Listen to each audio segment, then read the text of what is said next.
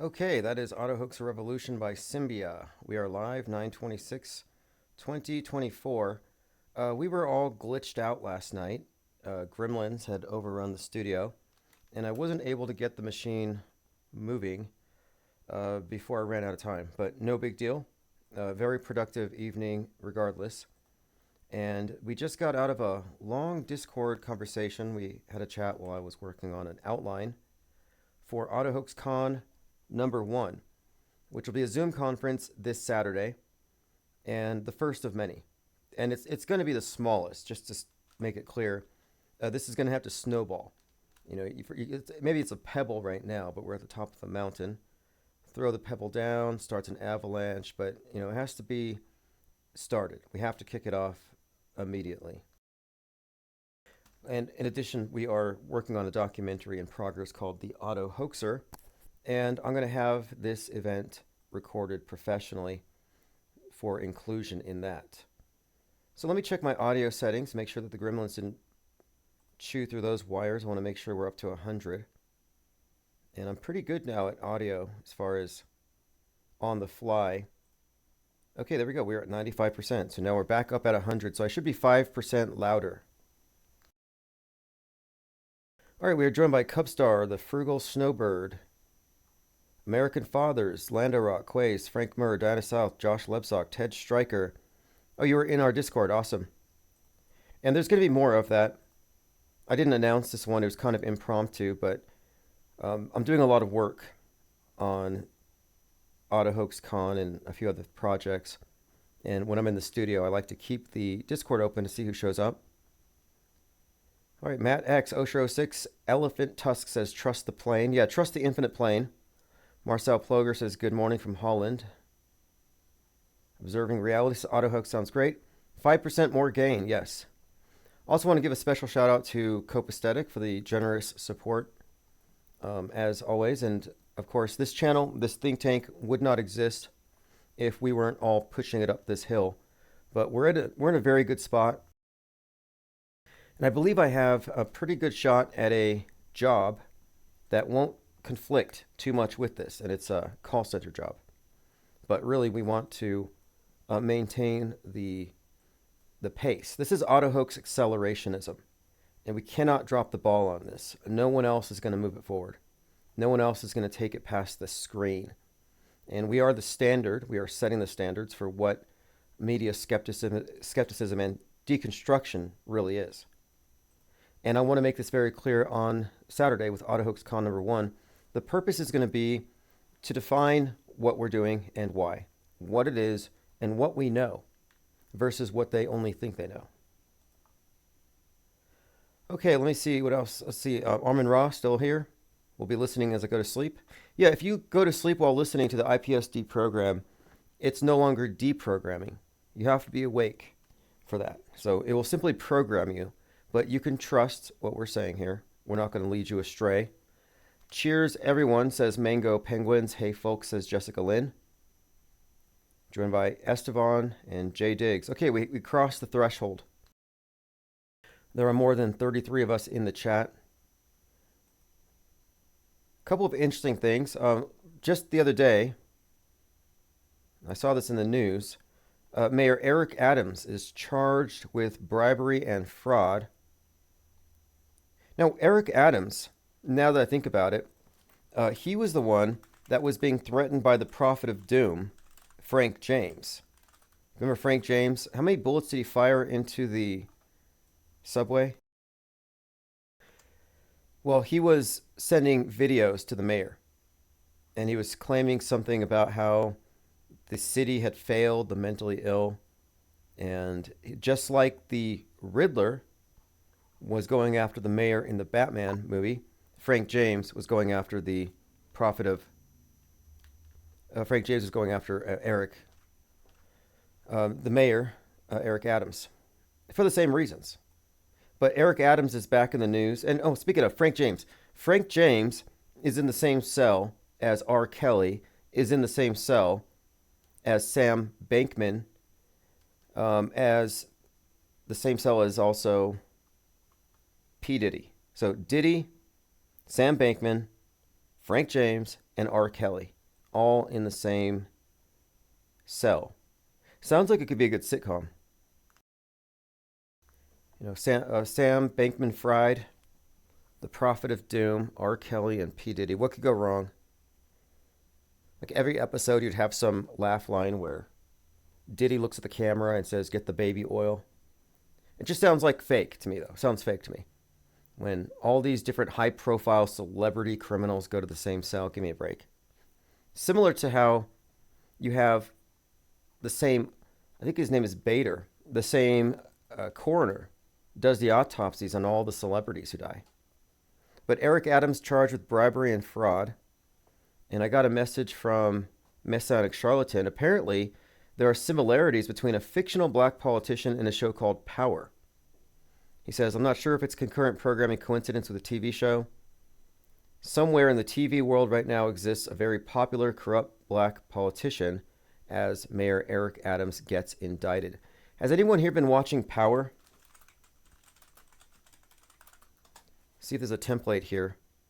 I'm not familiar with the show either, but again, this is from the show Power. There might be some correlation with Eric Adams. We'll continue to follow that.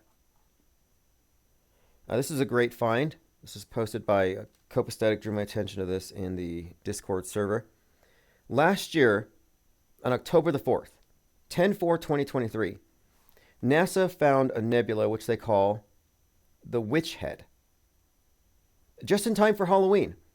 I've been saying this for some time, that NASA will find stuff in space that corresponds to whatever the holiday is. So it was a heart-shaped asteroid for Valentine's Day.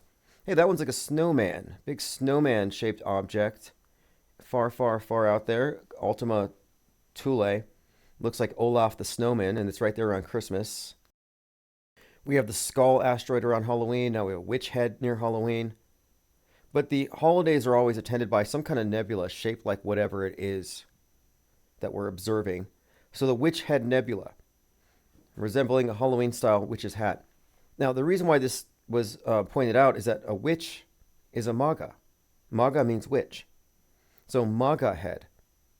And 10/4. And we were talking about the upcoming 10/4 as being likely highly significant in this Trump drama. I say it's almost a guarantee. Joker 2 comes out that day. And Joker 2, as we talked about the other day, as it was being filmed outside of the courthouse where Trump was being arrested on 4/4/2023, the public passing by thought the mob from the Joker movie were there to get Trump. And we already have Joker connections to the shooters. The first shooter, 713, connected to the Riddler. The second shooter, very Joker-esque, laughing like Joker. His hair is yellow and blue, which makes green. The Joker shooter in Aurora, where Trump is about to go. He's about to go to Aurora, Colorado. And you have the Joker shooter. So we've made these Joker connections. The Joker shoots Trump in this sense. In the Joker movie, he shoots Murray Franklin. Well, Murray Franklin, Robert De Niro, is what I would call a predictive programming proxy. New term. When an actor is portraying a real-world person for some future event, if an actor is in a movie and in that role, they are foreshadowing what their associated real-world counterpart is going to do, as De Niro has done in several of his movies, we can call them predictive programming proxies, kind of like a body double. So in Machete, he plays the xenophobic senator who gets shot while he's giving a speech, foreshadowing Trump's shooting. In the Joker movie, he is shot by the Joker, who Robert De Niro played in The Taxi Driver, a corresponding character who is an assassin. So again, the concept here is predictive programming proxies. So now, the fact that Joker 2 comes out on 10/4 is highly significant, and it reflects this merging of these two worlds. I want to point out, too, that when the Aurora shooting happened, there was a movie that had a trailer. It was a Sean Penn movie about gangsters that was playing right when the shooting started in the theater, where you had these gangsters come out through the screen and they shot the audience. Then James Holmes, the Joker shooter, enters the theater and shoots a bunch of people. So this is a common occurrence. And I often describe this as the Disney universe, and we're on Planet Netflix. And I say this because we exist in the real world, on the real world, but our mental map is a simulation. It's a construct, and it's overlaid with many fictional universes. And a fictional universe is another literary term, like foreshadowing, that is, we'll examine this really quickly because it's a huge part of what we're talking about every single day. Like, I would make the argument that the worldview that is portrayed through mainstream mediation constitutes a fictional universe. It contains everything that they add on with propaganda and lies, psyops, perception management stunts. But the definition of a fictional universe is an internally consistent fictional setting used in narrative works or art, most commonly with fantasy or science fiction. So, for example, Lord of the Rings, the Marvel Universe. And the idea here is that it's just like the real world, but in this world, some people have special powers. Well, now anybody can write their own fiction and insert it into that fictional universe as long as it obeys the rules. The news media portrays a worldview that adheres to certain rules. In this worldview, we're in the end times because climate change. And in this worldview, the earth is a ball and nukes are real and all these mass shootings are real. So you have all these aspects to your world that have been added synthetically just through broadcast media, and they augment your existing reality. But more importantly, all of the stories that are published through mainstream reference one another. They are internally consistent. So if you're a true believer in the mass media, you recognize all these various mass shooters. They all know each other. They're inspired by each other in some way, but they all exist in the same fictional universe. A bunch of villains running amok. So I bring up this concept of fictional universe because the Batman universe has been superimposed over our real world news in various psyops. I mentioned Frank James, but more recently, all of these connections between the Batman Joker movies and Donald Trump and this shooting situation. There are no coincidences on the world stage. And we are looking at the use of fiction to prepare us to accept the fake news, which becomes our history. So this is history in the making. And it's a work of literature. It's a meta script.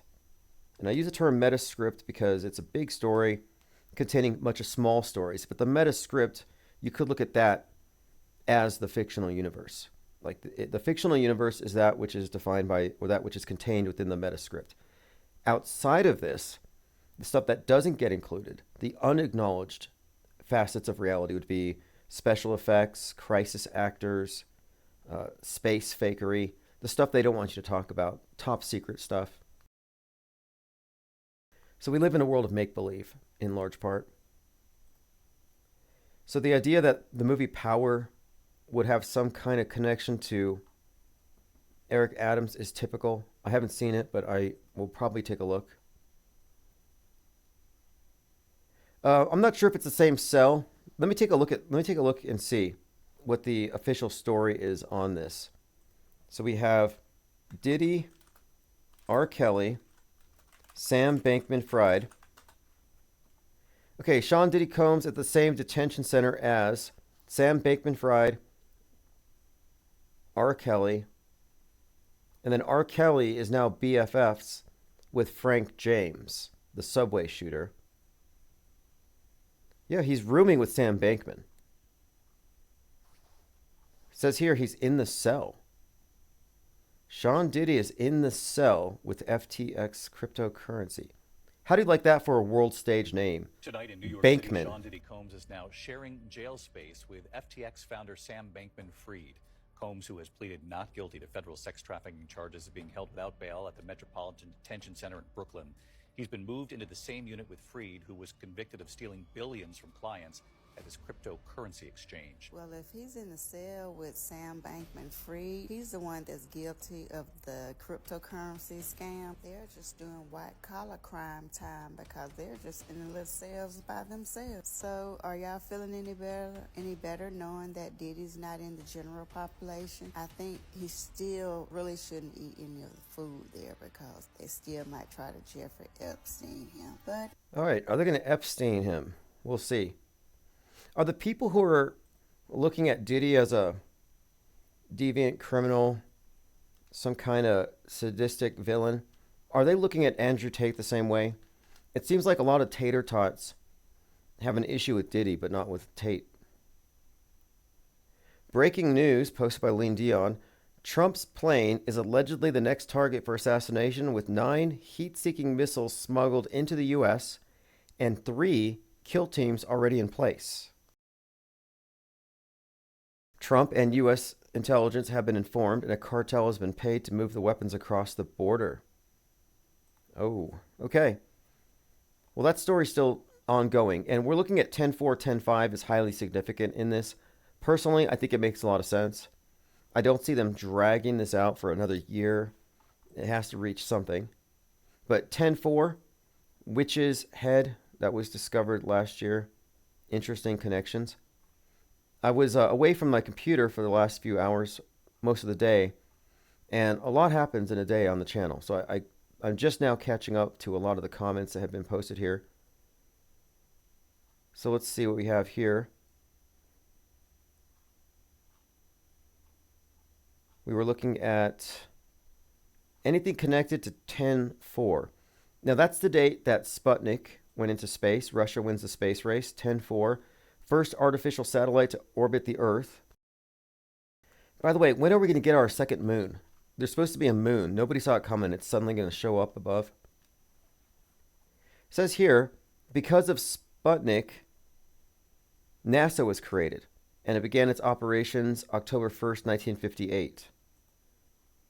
So Russia kind of beat us. Now, The Hunt for Red October, debut novel by author Tom Clancy.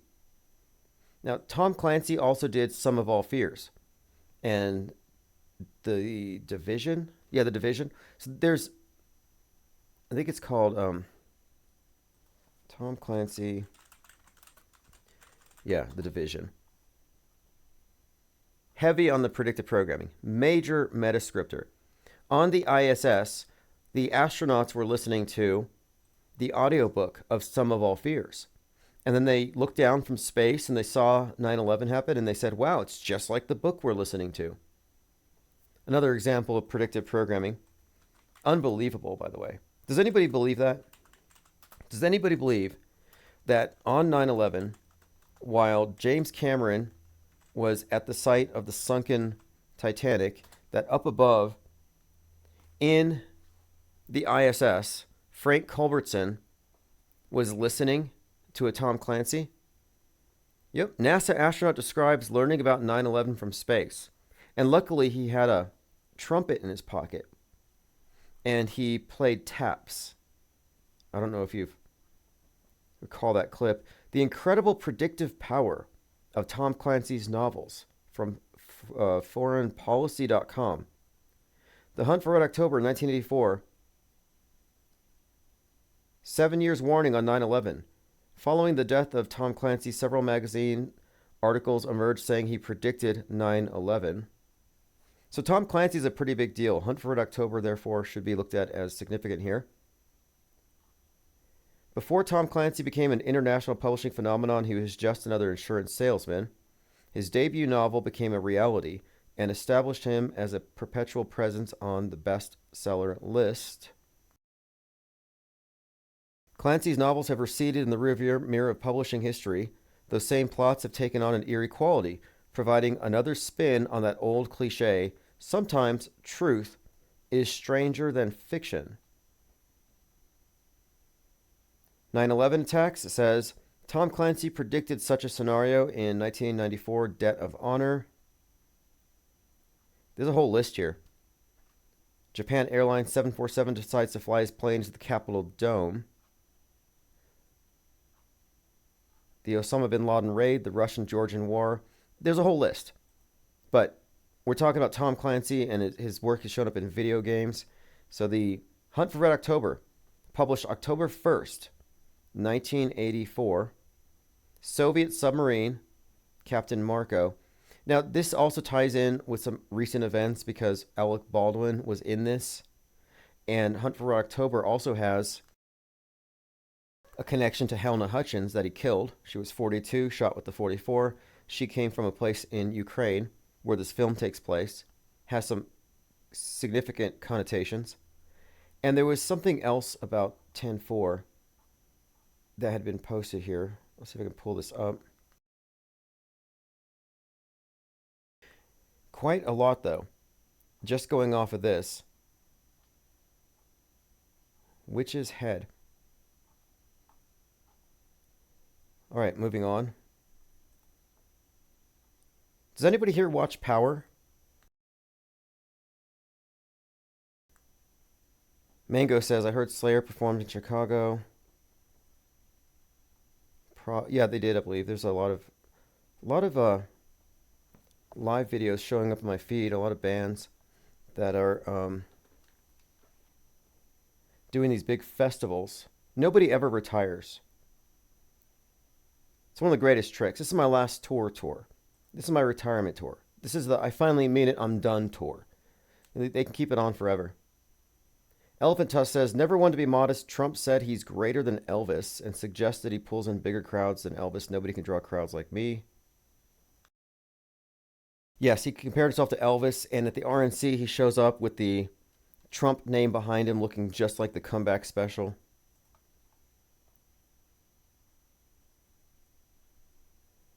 Super chat from Plain Decoded. For sure, support IPS on Patreon. It's obvious, or donate so we can get more IPS. Appreciate that. And yes, the IPS think tank is not going to stop under any circumstances whatsoever. I have no intentions of stopping, but I also want to maintain acceleration. I know we have a 30-year plan, but I really think we should try to do it in like 10 years or less. Like, we really need to accelerate this process. I don't know what kind of plan that there could be to contain what we're doing, but I don't want to give them time to formulate one if they haven't already. Smuggled over the New Mexico border, says Elephant Tusks. Elephant Tusk says every October is Red October since Q started posting. Yeah, the Q thing. The Q thing is so done that they don't even call it QAnon anymore, but they all believe the same stuff, which we'll get to here in a second. And there's something else too. Speaking of Hunt for Red October, there was a Chinese submarine that disappeared. 55 Chinese sailors on a nuclear submarine. Now, it says this is the result of them being caught in a trap designed to ensnare British subsurface vessels. However, 55 sailors feared dead in nuclear submarine. This is almost like Hunt for Red October. There's got to be another meaning to it here. And this is from last year on 10-4. We're looking at 10-4 and what kind of news shows up. And so, yes, Chinese sailors dead after a vessel stuck in its own trap. We were talking about this and the significance of the number 55. You know, I was looking at the news on CNN yesterday, and I noticed that there was outrage about a 55-year-old who was executed. A 55-year-old black man executed over evidence that's questionable, possible faulty eyewitness testimony, the Innocence Project's all over it. Missouri executes Marcellus Williams, despite the victims and prosecutor's family asking that he be spared. And this has triggered some reactions. There's been some looting, etc. He was killed by lethal injection, and this created a lot of outrage. I'm noticing this story because it's on the news. It's on CNN. USA Today, there's comments like, look, tonight Missouri lynched another innocent black. But the number 55 is what stood out to me. Because if you recall, last year, Terry Nichols was beaten and he died, and it looked like it was staged to look exactly like the Rodney King beating. That was last year. After the death, there were riots and they shut down I-55. And then there was a speech by Al Sharpton at Mason Temple where MLK gave his final speech before he was killed on 4/4.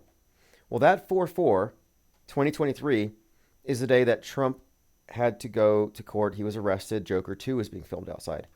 Happened to be the 55th anniversary of MLK's assassination. So I'm like, wait, Terry Nichols, they shut down I-55, 55th year since MLK's death. A chunk of the sun at the 55th degree latitude fell off, which to me signifies headshot, crown shot. And then Jamie Foxx dies on a movie set and he comes back to life. And then people say he's cloned. So these are patterns. The number 55 showing up, and there's a current theme here with the dying resurrection theme. Interestingly, Jamie Foxx was the celebrity who was behind, or rather at the start of BLM, he was one of the major celebrities pushing it when Trayvon Martin died. And he had just portrayed Django Unchained. So this narrative gets pretty thick because after he is allegedly resurrected after dying on a movie set, people said he was cloned. And he said he's not cloned. I'm talking about Jamie Foxx, 55 years old. And then he's in a movie called They Cloned Tyrone. And this all connects to the death resurrection storyline, Hiram Abiff. But the name Tyre, Tyre, or Tyre, is key here. Tyre Nichols. Then we have They Cloned Tyrone. And the actor in They Cloned Tyrone was going to be in Rebel Ridge playing Terry, another anagram for Tyre. Well, Terry was played by someone else, but in the movie Rebel Ridge, and he's a black man, is unjustly pulled over by the police and beaten. And it was just like what happened in real life 2 days later when Tyreek Hill from the Dolphins was pulled out of his cop car and brutally apprehended. So there's a lot of references to the number 55 here that have just been showing up. And so we're just kind of picking this up. And I don't think there's any coincidence. I don't know exactly what it means, but this can't be insignificant. And there's already a big protest movement building up around it. So I'm keeping my eyes on this one. We'll follow along with that with any new developments. But just to kind of reiterate here, we're looking at 10/4 as being highly significant. Submarine disappears, 55 people on board. Hunt for Red October, highly significant. Let me play this clip. So maybe people aren't saying that they're QAnon anymore, but the same ideas are being pushed. This is Roseanne, and she says that they eat babies and they're demons.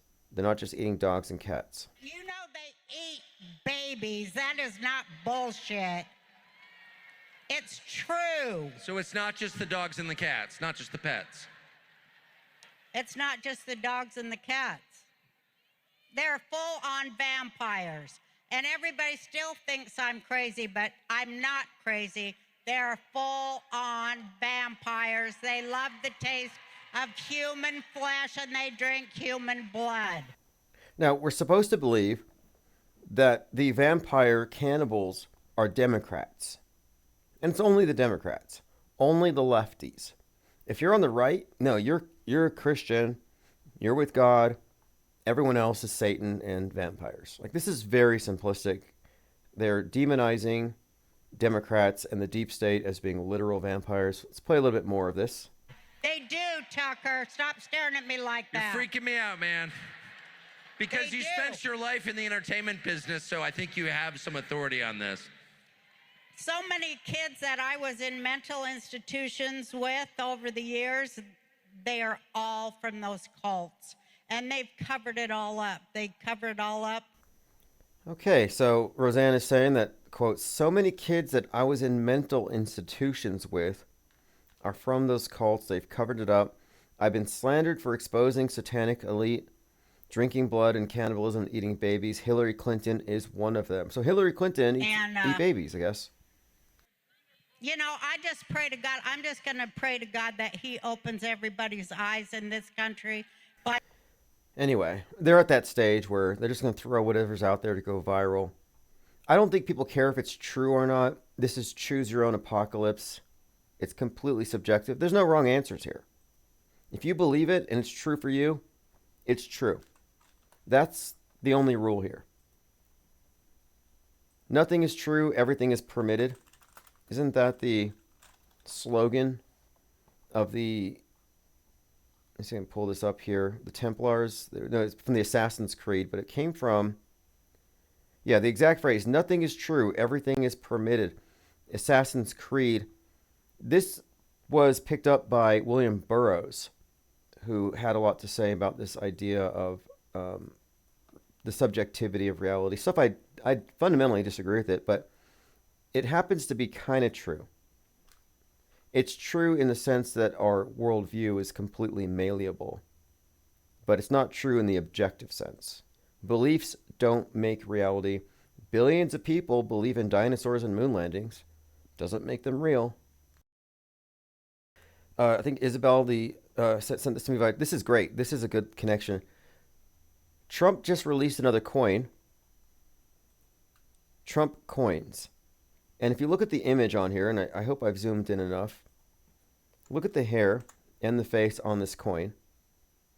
And now look at the hair and the face on the Trump-esque character in Beetlejuice. Looks the same. And the character in Beetlejuice seems to have a hole in the side of his head. But regardless, he's dead. And this would constitute programming. Anybody, and look, he even has an American flag on his lapel. He's got the gold tie, gold suit, gold hair, probably gold shoes. But this is Trump in Beetlejuice, dead.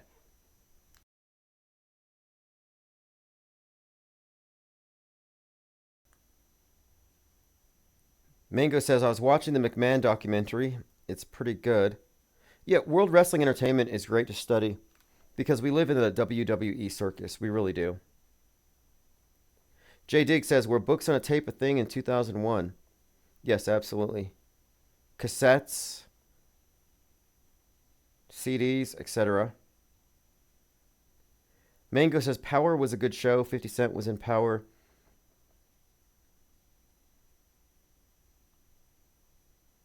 Okay, let's see. Yes, Sputnik did launch on 10/4. That's a huge deal because that's when NASA was created as a result, but that's when Russia won the space race. And Sputnik, of course, is the name of the Vax Sputnik 5 that was released in August of 2020. WikiLeaks was launched on 10/4. Okay. Elephantus says Fauci gave everyone AIDS. No, actually, the mainstream media, well, no, I won't say that. The government-controlled media has given everybody mind AIDS. And honestly, if you're scared of Fauci, you've got mind AIDS. Fauci is just a character. Bill Gates is a character. Elon Musk is a character. That little syringe is a prop. And if you're partisan in your fears, like, oh, I fear Fauci, but I don't fear Musk, if you're partisan in it, then you're in the game. You should fear none of them. We should be over this stuff. We can't be repeating memes from Trutherville as though they have any validity.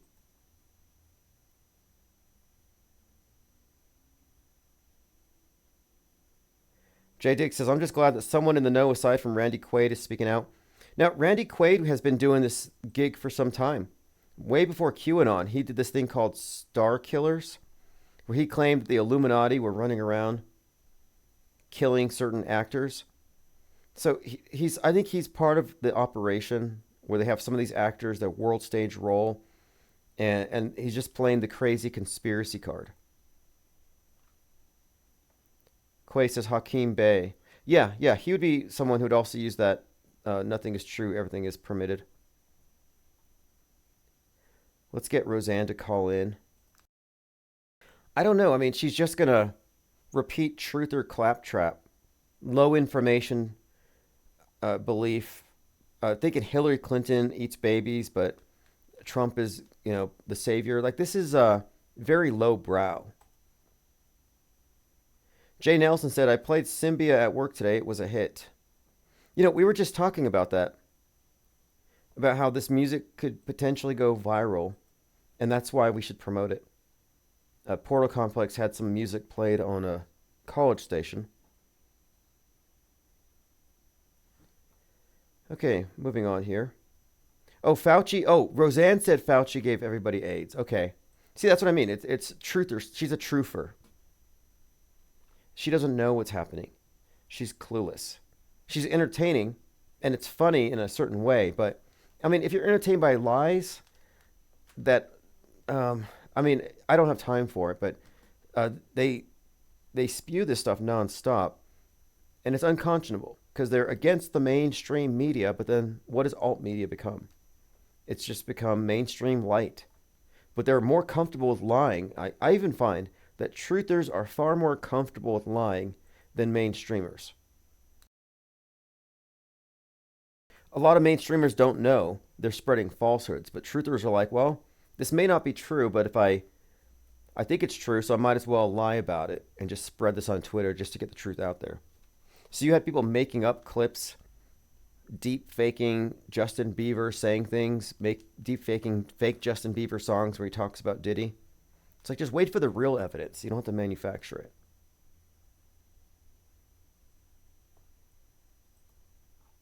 All right, moving on here. Police investigate St. Louis looting, follow execution. Police are looking into calls for chaos in social media in the wake of the Tuesday execution of 55-year-old Marcellus Williams. Looting has closed a Foot Locker and Page Boulevards in North St. Louis. Now, I don't know who this person is, Trevor Moore, but look at this. Apparently, it says super weird that Trevor Moore was on the Joe Rogan show, and Joe Rogan predicted exactly how he would die. So let me play this clip. I'm not familiar with Trevor Moore, but listen to Joe Rogan talking about how Trevor Moore is going to die. Slipped and fell off your roof and broke your neck. That would be a sad funeral. This stupid fuck. So Joe Rogan is joking about him falling off his roof and dying. And what happened to Trevor Moore? Trevor Moore died after he fell from the second-story balcony of his Los Angeles home. Now, how does that happen? How did Joe Rogan know, and why is he laughing about this? Slipped and fell off your roof and broke your neck. That would be a sad funeral. This is stupid. Did Joe go to the funeral? He's like, I knew this would be sad. Has he acknowledged this? Like, I called that one. So I don't know who this guy is, but allegedly he fell off his balcony and died. I slightly don't believe it. There's probably more to the story. Okay, we talked about the missiles heading for Trump's plane. Laura Loomer posted this. This is Kamala Harris's Secretary of Commerce, Gina Raimondo. And she says they need to, quote, extinguish Trump for good. Okay. Is the opposite. It's just another lie. Like, how did we get here? Let's extinguish him for good. Let's extinguish him for good. Is she reaching? And Donald says, big threat, my life by Iran. The entire U.S. military is watching and waiting. Moves were made by Iran that didn't work out, but they'll try again. Yeah, apparently there was a third attempt on his life. Allegedly. Thank you to Congress for approving far more money for Secret Service. An attack on a former president is a death wish for the attacker. And I think there is a connection between Ryan and Iran. The names, there's something here. But talk about predictive programming. Here's another clip. This is an unhinged Roseanne Barr pushing election denialism in January 6th. See, I talk about on the level. If they control you, they control you. If you're triggered, it's because you're not skeptical. And I often compare Trutherville to alt woke. It's just woke. It's like woke town and then alt woke. Trutherville is just woke for the right. And when you think about woke, what do you think about? A group of people who have a scapegoat, they have a victim mentality. They know who the bad guy is, and they're screeching. They're always screeching. They're always raging. Because if you were paying attention, you would be mad too. So they're paying a lot of attention. They're really mad about the world. Well, that's how Trutherville is. It's the exact same thing. So here's alt woke. This is Roseanne Barr. And this is the product of non-skepticism, of being an auto-believer to propaganda. They overthrew the constitutional republic of the United States of America. And then they covered it up with their January 6th bullshit.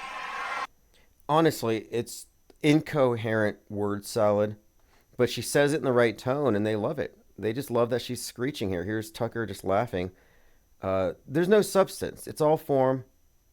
It's all virtue signaling, and it's not serious. She's screeching. She's raving. The other side are vampires. You see why I don't want to align with this. Here's an interesting find. Kevin Mooring posted this morning. Remember JL saying Florida was like a silhouette of Trump's head and hair. Well, here, look at the hurricane model, and it looks like the headshot. So we're looking at Hurricane Helen, and yeah, Florida looks like Trump's hair. If you've seen the Pacific Northwest, it looks like Elvis's face looking to the west, but Florida's got Trump's signature hair. And right there, where the hurricane is, you do have a headshot. That is probably not a coincidence. Good find. You know, people look at these hurricane images like, oh, look how terrible it is. I'm like, what do you mean? You're looking at a computer model that may or may not accurately reflect what's happening. It's not like it's a camera from space looking down. Nobody has that view. Now, this is really good. Synchromorpheus found this. Look at Ryan Routh and Joe Biden, side by side. Is this not the GOAT of templates? This is the greatest of all time. So this makes me wonder if this Ryan guy isn't some kind of a deep fake. Look at that. He looks exactly like Joe Biden when he's got that, when his mask is on too tight. I mean, how do you explain this? That is crazy. Unbelievable. Well, believable to too many. Yep, that looks exactly like Joe Biden. That's fantastic. Good find. No coincidences on the world stage. This is just advanced propaganda and marketing right here in our faces. Right in your face. They put Joe's face on that guy.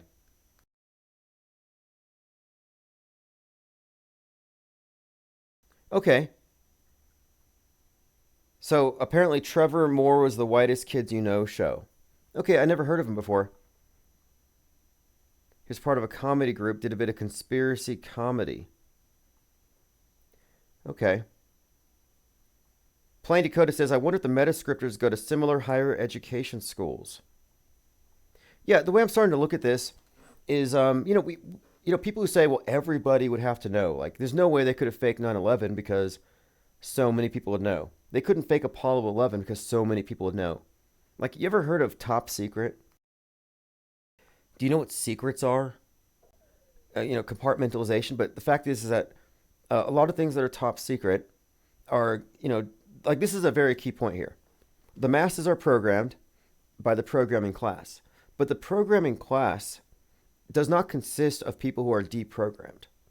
It consists of programmed people who are selectively let in on compartments, like one little aspect of the big conspiracy to serve a function, but they're in no way going to be let in on the big picture. So the programmed and the programmers are really part of the same, and also the programmed are themselves programmers of themselves and reinforcers of the programming in others. 2020 showed how that operated. You have the few that set the agenda, and the masses regulate themselves.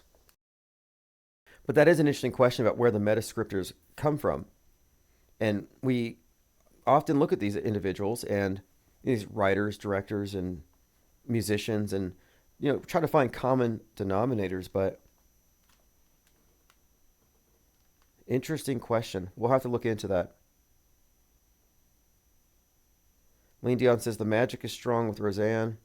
Etheric Bliss says looks like Jim Henson's creations. Now we say looks like Jim Henson's creations. Are you talking about Biden and Ryan or Roseanne? She did come off as an angry Muppet in that last bit. But, I mean, what's the point of becoming so unhinged? Now, I get it. She's a comedian. She gets a pass. I'm not being hypercritical of Roseanne. And in all honesty, she probably believes this stuff, which is sad. I mean, I would rather be a programmer that is wittingly spreading bad information than being a dupe who's been tricked into it. I'm not going to be anybody's propaganda mule.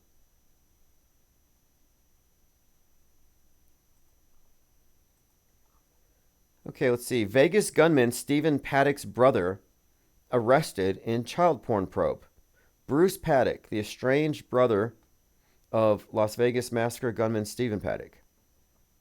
Just in, the son of Ryan Routh, the accused Trump assassin, would-be assassin, was arrested for possessing child pornography. That's interesting.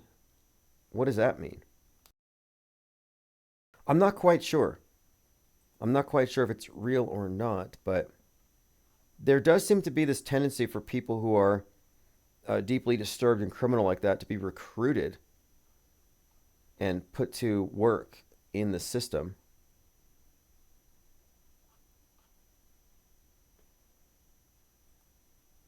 Okay, let's continue. We have AP News, ex-New York City COVID advisor fired after video reveals he attended parties during pandemic.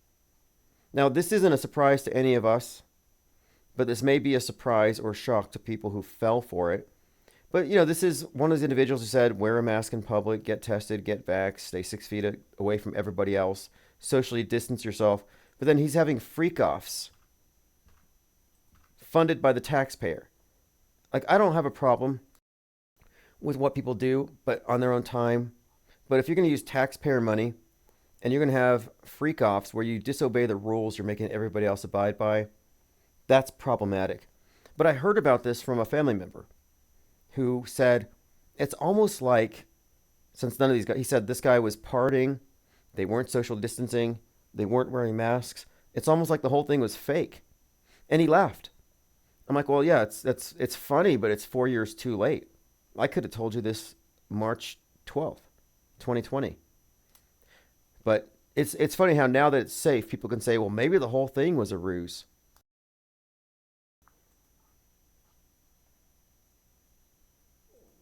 But yeah, that's expected. No surprise there. Here's some more information about the Witch Head Nebula, IC 2118, 900 light years from the Earth. I think it's 42 light years from the space chorizo. And I'm sure it's real. But yeah, the witch's head, obviously, witch is MAGA, so MAGA head 10-4. Very interesting connections there.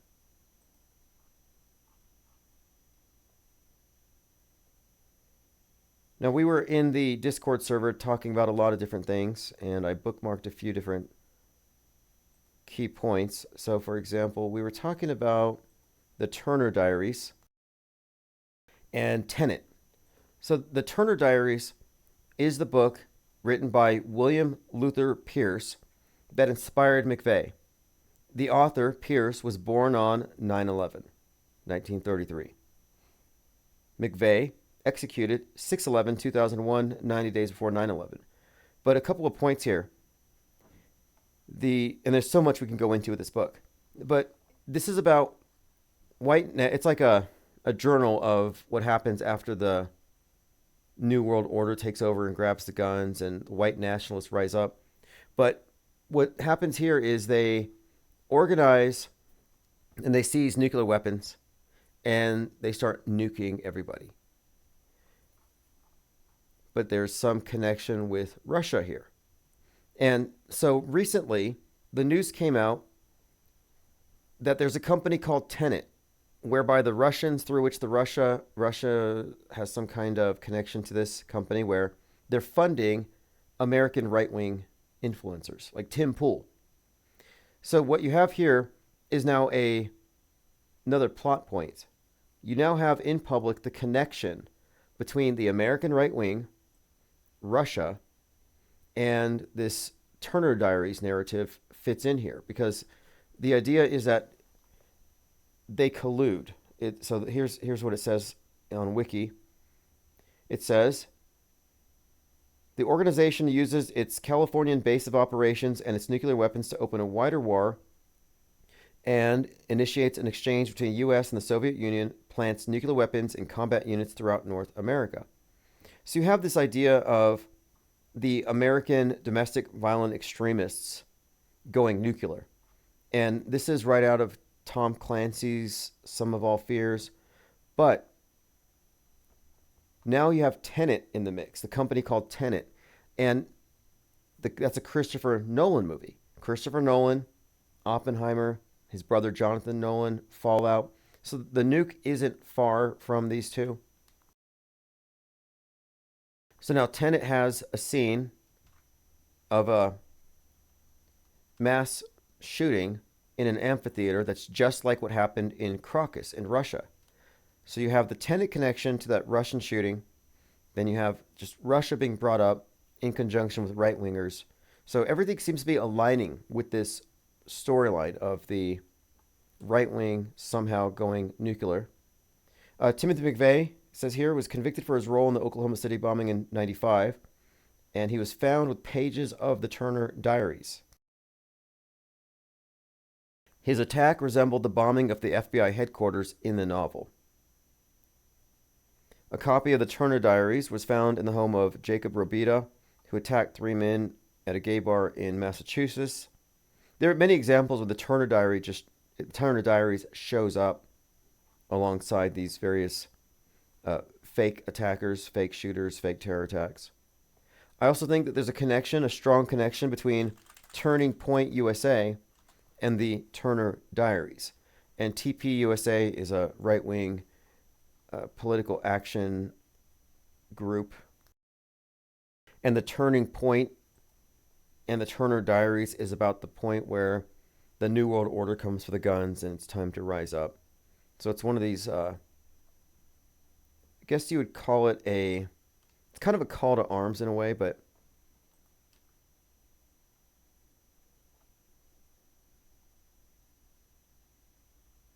okay, let's move on. Jay Dick says, didn't the Christopher Nolan Tenet revolve around a Russian company that popped up after Chernobyl? Interesting. I have to rewatch it because I think you might be onto something. Thank you for the support, Thirst for Truth. Appreciate that very much. Cupstar says, a Swedish documentary that Tim was on aired on 6/11. Oh, interesting. I still haven't seen it. It's behind a paywall. I've been really busy. But everything will catch up with us here soon. One step at a time. But, just looking at the script as it unfolds, we're looking at the different angles to this thing. And 10-4, Joker 2, I'm looking forward to it. But there's some fascinating connections. And I watched that video JL put out there. And there's a lot of connections between Elton John and this upcoming date and this Rocket Man theme, which is all very fascinating. And I want to mention that Elton John owns the photo of the 9/11 falling man, the guy who fell off the towers, 9/11 iconic photo. Elton John owns that picture. The photo was taken by Richard Drew, who photographed RFK as he was falling to his death. Similar to the Douglas Gill, the guy who shot the photo of the bullet whizzing by Trump's ear, and the photo of Secret Service whispering into George Bush's ear on 9/11. So you have these AP photographers who are just basically, I think, more or less just propagandists. But the whole thing is they're both connected to 9/11 and the assassination theme. So make of that what you will. I happen to think that these are prefabricated photos.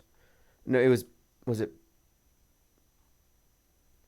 I want to see if I can find these photos. There's some kind of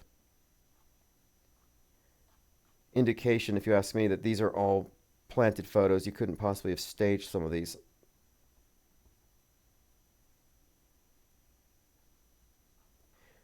Okay, let's continue. J. Dig says, Tim, could you write that guy and get a copy? Yeah, possibly.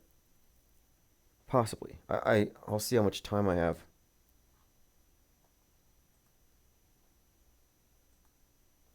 Okay, I'm going through my comments here. On Instagram, a video was uploaded where Jake Paul was lifting like 500 pounds, and everybody said he was in a fat suit and he looked pregnant. It turns out that those weights are fake. It turns out that our auto hoax instincts were correct, that Jake Paul is wearing a fat suit. I said he looked like Fat Bastard from the Austin Powers series, and that belly couldn't possibly be real. It's not real. So Jake Paul is not pregnant. What's funny is some of the popular transvestigationists were saying that this is a bearded woman and that she really is pregnant. It's like, no, this guy is trolling everybody. I had a feeling he was trolling Mike Tyson. It's like Mike Tyson wouldn't train as hard because he's like, I'm not going to try hard to beat this. But it turns out this is a hoax. It's a total hoax. But I see the people who are always calling out the hoaxery fooled by this one. But no, this is intentional. But in a way, it kind of merges the two. You know, what does it mean to call something fake anyway in a purely subjective universe? Salty said, oh my God, I thought that was Trump naked. Yeah, I could see where you'd arrive at that. Well, a lot of people were just saying, like, where are the nipples? But I looked at this distended belly, and it looks rubbery to me, and the bar isn't bending, and those weights are clearly foam. So, not buying it. Good to know it was a hoax, though. But so many people fell for it. Breaking, 9 surface-to-air missiles have entered the U.S. through the New Mexico border with the intent to target Trump's airplane. Right. Looks like Stanley's still fighting us. This has been great. We've been having this week-long conversation about the ISS and fakery, and it's pretty enlightening when you see people who are arguing from the frame of reference that anything on the screen is evidence, and then you confront them with something that should tell them that they're being lied to visually. And I think it's important to distinguish between the spoken word lies and visual lies. And visual lies are what get most people. They don't have to say anything. They just project it onto your mind and you just believe it. And we've been talking about this consistently because it's one of the best examples of the ISS fakery in plain sight. And you see people struggling to not see. So if you look here, this is what could happen in 5 seconds that could cause someone to lose their definition in their cheekbones, which would cause their eyes to be swollen shut by their cheeks, to cause the hair to fan out like Kim Jong-il's hair. Like, what causes this? How come his skin is splotchy and you can see freckles, but then when he's upside down, he's red like a tomato, and there's a vein in the middle of his forehead that looks like a centipede. But we have someone here saying, and fighting against this, saying there's no difference between the two.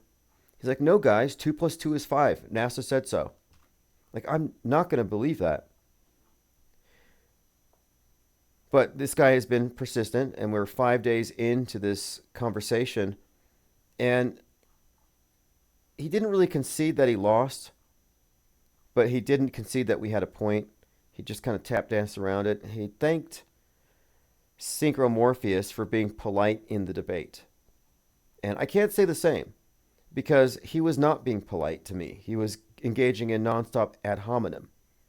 All because we're pointing out this guy has a massive vein in the middle of his forehead. But it's fun to watch people lie to themselves to defend what's on the screen. It's unbelievable. Salty says his ears look like they're about to burst. Mango says it's the Kool-Aid Man. And he's like insistent that we're cherry picking, that we're grasping at straws. So then I find regular normies on TikTok are saying, why is this guy's face all swollen up? But these are special effects that should trick maybe a kindergartner. But even today, I think today's 5-year-olds probably see through this stuff. It's hilarious, though, because what they're stuck with in the ISS is they're stuck with aged special effects. They can't just switch and suddenly the hair looks like it's flowing in space like in a Netflix sci-fi. They can't do that. Because any radical improvement will give away how bad it really was. So they're stuck. I call the ISS a jalopy, and I've been saying they need to pull it down because it can't keep up special effects wise.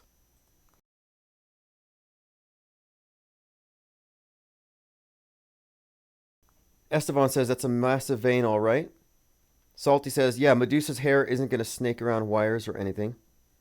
Well, speaking of Christopher Nolan, I was looking at Inception behind the scenes, and they have this device where they can simulate 0G with no wires, no CGI.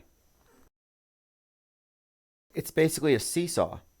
So you have a counterweight, and then you have the seesaw, and then the harness is beneath your clothes. So they might have like maybe a hook on their back, but whatever it is, they're able to move around and seemingly smoothly like they're floating in space, but it's really no different than something you would use like I think it's called a motion cam rig.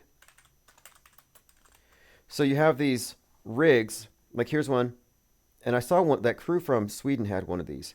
So it's a motion control rig where they're able to keep a camera perfectly still using counterweights and move it around smoothly. And I think that's exactly what they're using.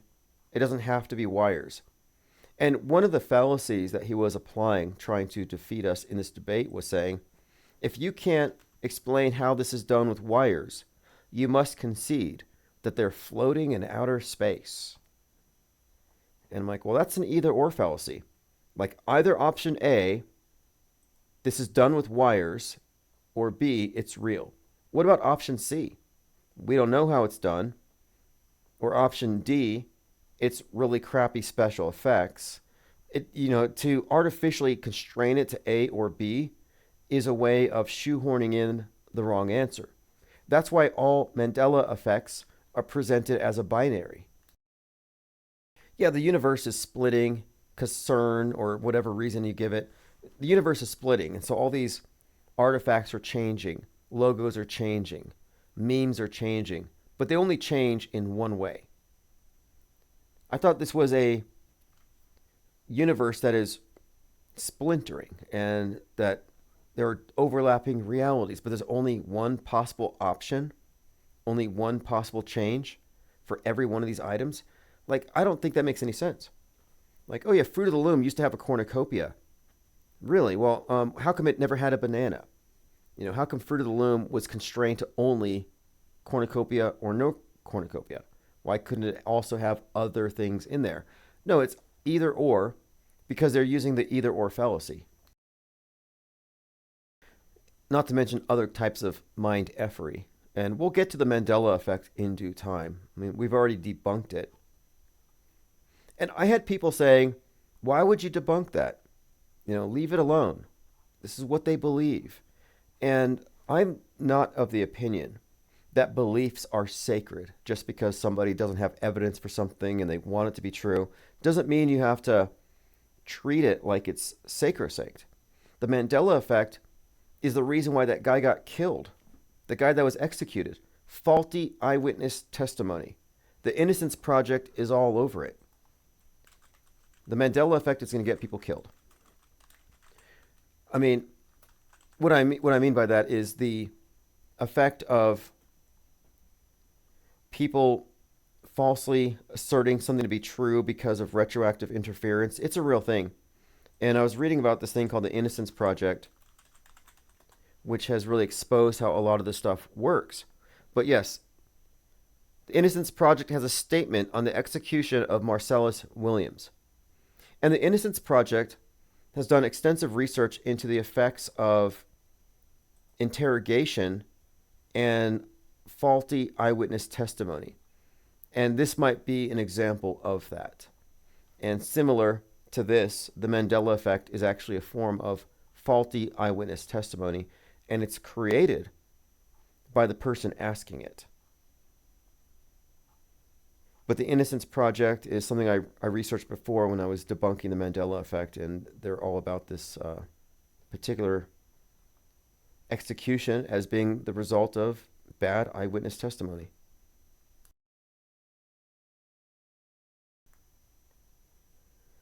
Okay, moving on.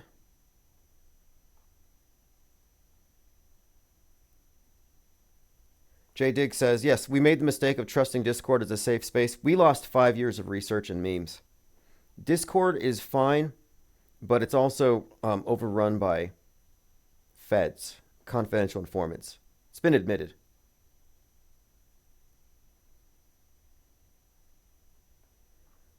Joined by Pippi Langstruff.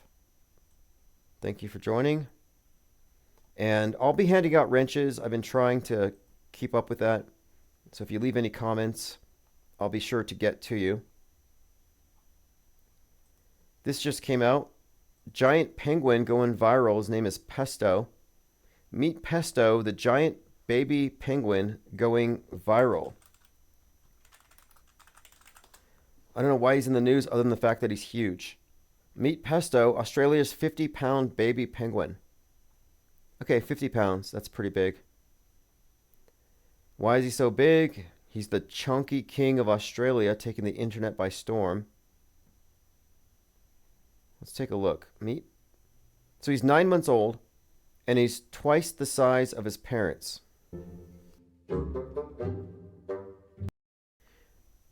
Yep, twice the size of his parents. There's Pesto. The fluffy penguin ball has become a star at the aquarium and on social media. We recently have, here in Albuquerque, they opened a new exhibit. They have these blue penguins. They're small and blue. Chunk Gwyn, says Salty Siren. Yeah, the Chunk King. Kind of random, but notable. Didn't they find like a penguin-shaped nebula? Like in space? Yeah, that's right. Yeah, and it has an egg. Galactic penguin and an egg. They found that in space.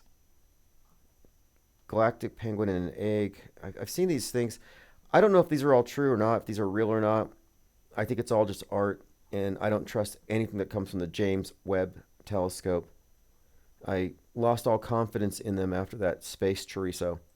One of the best things to have happened in a long time, though, because it revealed how auto-belief is a thing. How the people who believe in outer space don't even examine it first. There's no skepticism in there. I mentioned that there's no skeptical media, that alt media and mainstream are skeptical of each other, but not of themselves. They're non-skeptical in that regard. But neither side is skeptical about space. And that's why space is so important. It's like a unifier. That's like no one disagrees on this, at least not until recently, but it's considered to be objective. Like news on the ground, we lie about the news, we have our bias, we have our agendas, but space is just space. Why would we lie?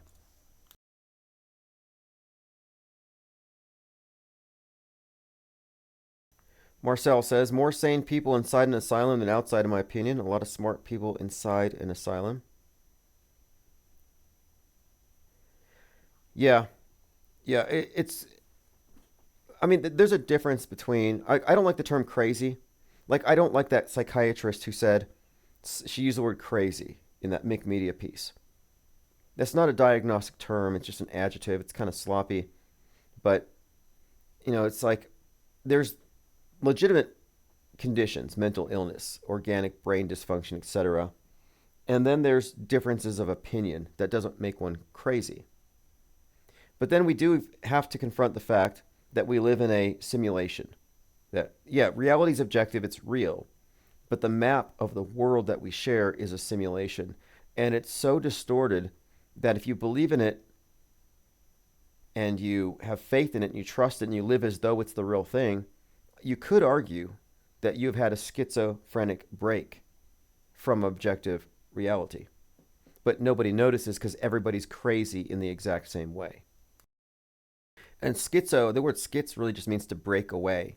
And I think that's what we have, is that the world stage is a breakaway from the real thing.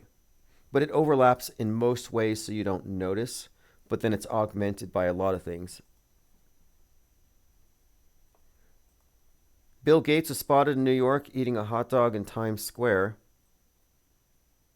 Now, hot dogs and pizza, these are things you're not supposed to eat anymore if you're a truther because it means something.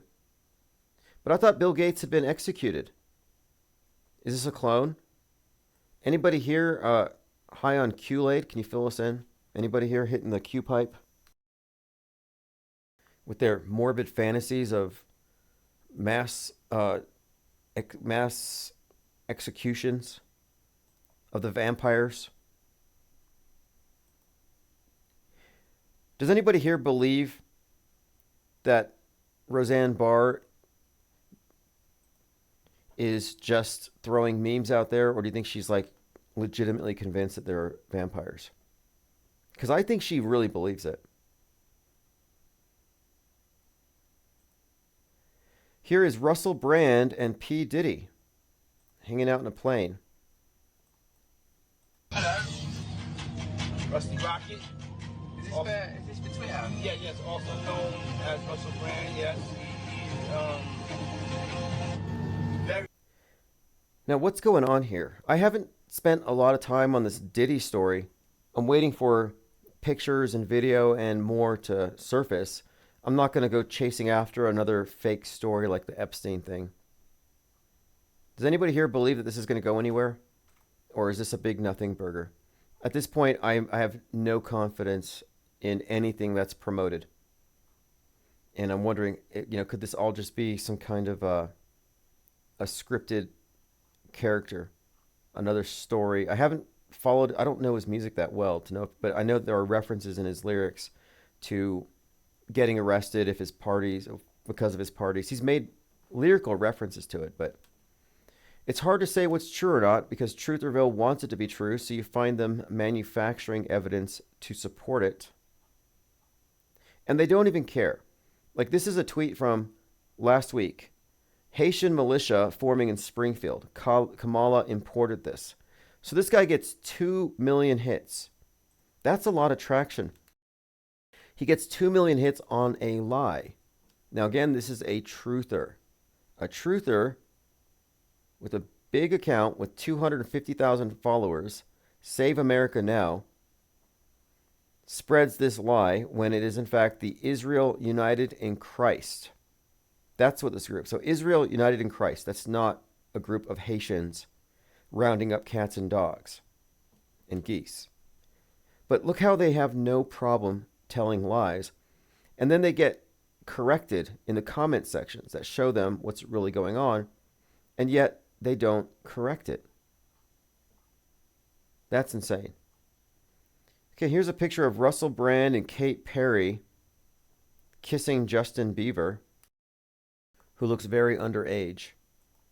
I mean, if you look at this in all the pictures that have been submitted, it does paint a pretty disturbing picture here.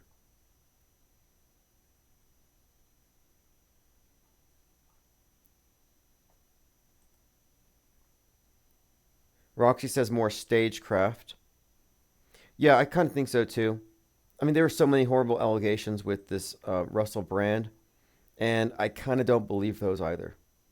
I think what they have done is they have presented the truthers with a lot of leaders that they then take down.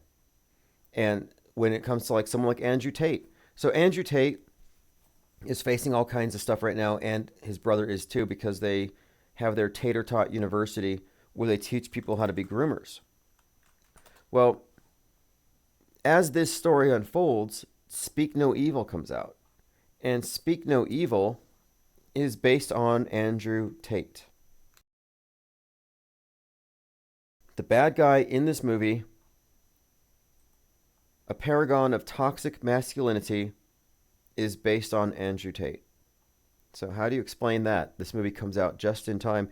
And they talk about this in some of the articles, and the director's like, saying he had no idea that Andrew Tate was going to go through all these. Here we go. Investigations. James McAvoy based his Speak No Evil's role, toxic masculinity, on Andrew Tate. So here's what I think. I think they propped up Andrew Tate, and they said, hey, he's very influential among young males. He's too influential. He's dangerous. He's toxic, etc. And then he gets defended. I mean, a lot of people were defending Andrew Tate when he first came out. They agreed with him. And what is he espousing? Mostly, I guess, toxic masculinity is sort of just how the left defines masculinity, but kind of in a caricature form. And Tate very much has that Poe quality to him, parody of extremism. And I'm thinking, there's no way this guy can be real. And I don't even think he owned those 33 Bugattis. I think he was renting them. He might even just be a total construct. But I think that Tate was playing the role of toxic masculinity, this influencer, embodying that so that they could pull him down. And then anybody who supported him is going to look bad. Because now anybody who supports his school or even stands behind him, like Candace Owens, etc. A lot of people stand by Andrew Tate. That's going to become very difficult if more of these allegations turn out to be true. Even if he didn't do the worst of it, a lot of what he's done is really indefensible without looking like you're a psychopath.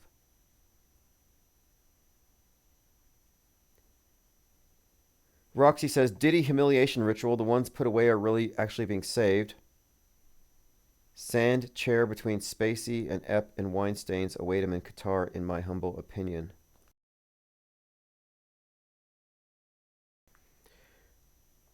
Yeah, I think it's contrived. I keep in mind that Diddy is up to his neck in the PSYOP entertainment complex. He moves in those circles. All of these celebrities are part of the bigger metascript. So I don't think there are any organic events on this scale. And I feel like QAnon ran its course, Pizzagate ran its course, and they've tried to bring it back. So that, last year it was Haitian cannibals, now it's Haitian cat eaters. It was Epstein in 2015, 2016, now it's Diddy. And these are just template stories that they put out before elections. Lean Dion says, Tate and his brother are possibly the most cringe characters on the stage. Yes. And Tate's the son of a CIA agent / chess master. I find that to be very questionable in and of itself. And obviously he's Cypher from The Matrix. He's got a lot of Anton LaVey built into his character. But you hear these guys in their 30s talking about preying on 15 and 16-year-olds. And then you have people defend it. They're like, well, in some countries, 15's legal. Yeah, well, that's really not a good defense of any of this stuff.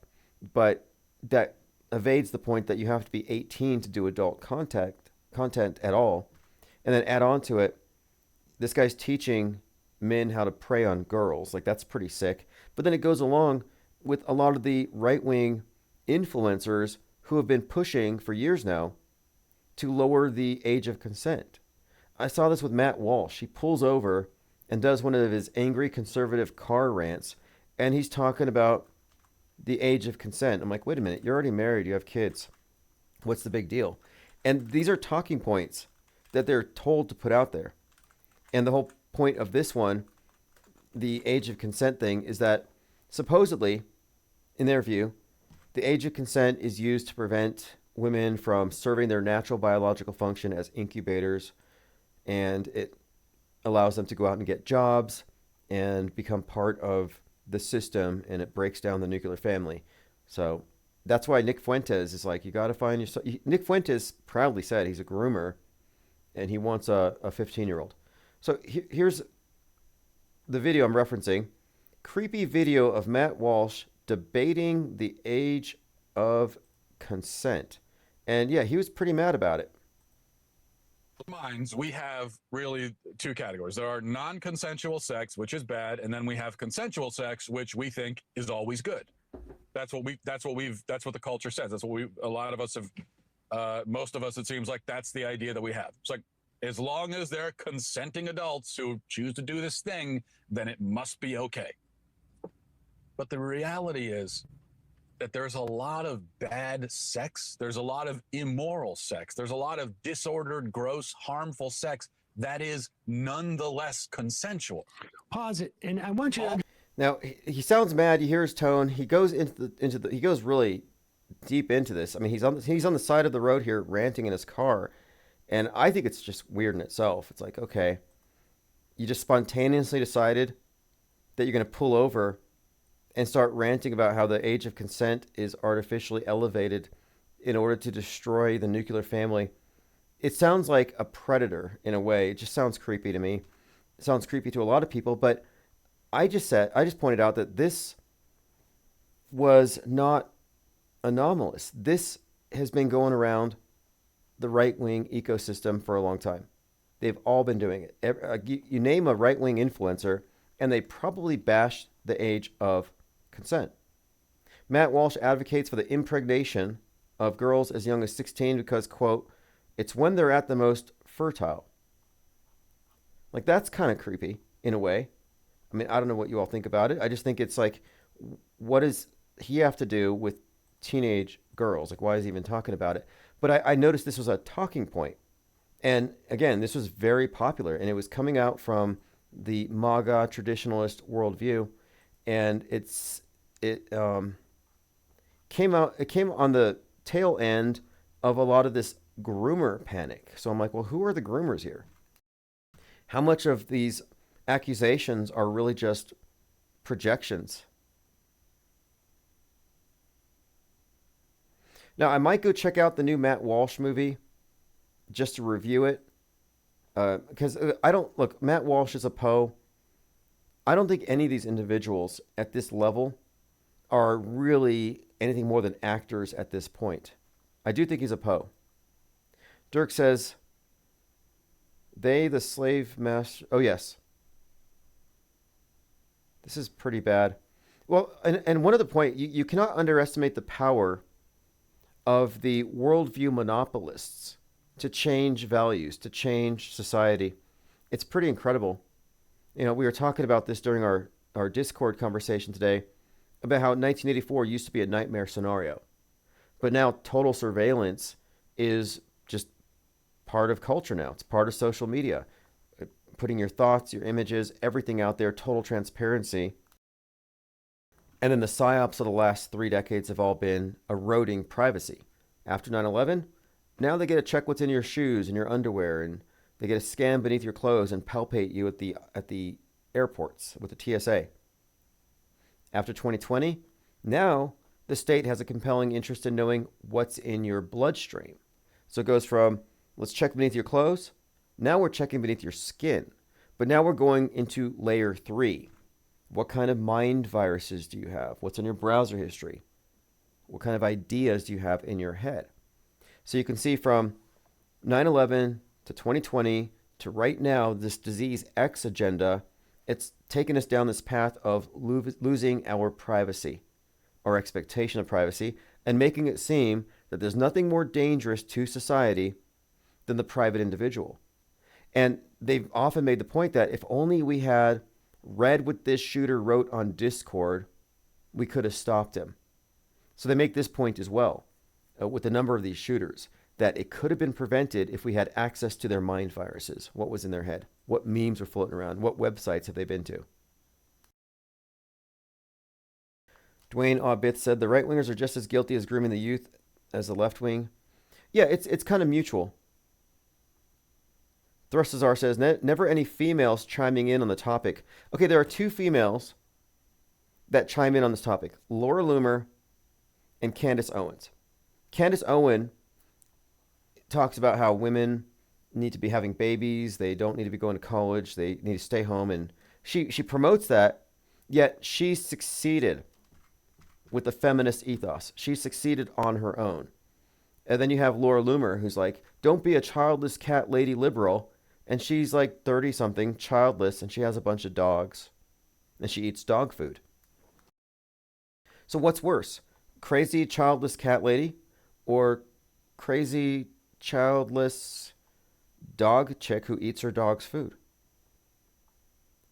And I think that both sides are essentially the same. I mean, I really used to avoid the whole political horseshoe thing. It used to annoy me when Alex Jones would say the false left-right paradigm, because I thought that was oversimplistic. But now it's pretty clear that the political horseshoe theory isn't a theory, it's a model. Define grooming. Well, grooming is definitely influencing, but it also contains, the concept of grooming contains the idea of the person not being aware of it, that they're being steered or guided, and not for their own benefit. That if they were told explicitly what they were being groomed for, they wouldn't go for it. So, for example, Tater Tot University teaches young boys or men to make grooming gangs, or how to groom. In other words, how do you convince someone and get past their resistances? And grooming is like, I guess it comes down to disingenuous. Like the lover boy method is one of the things that they talk about with the Andrew Tate thing, where you convince the girl you're in love with her. It's called the lover boy technique. Widely used by criminals to recruit victims. So this is grooming. It says the suspects prey on their victims' vulnerabilities, enticing them with expensive gifts of a better life. So, for example, they relocate them somewhere and then take away all of their connections, isolate them, and then they're able to exploit them. The lover boy method, how pimps target young women and groom them. And this is what Andrew Tate teaches. So it's disingenuous. Another example of a groomer would be Ollie Alexander, who would recruit young teenage conservatives, and he would basically love bomb them, give them a lot of attention, hype them up. But then once he had them under his control and got them to fly to where he was at, then he would change his whole demeanor and he would get creepy. But what we're talking about with groomers, of course, is manipulation at the heart of it. So it's beyond just influencing. It goes into fraud. Fraud is a huge component of it.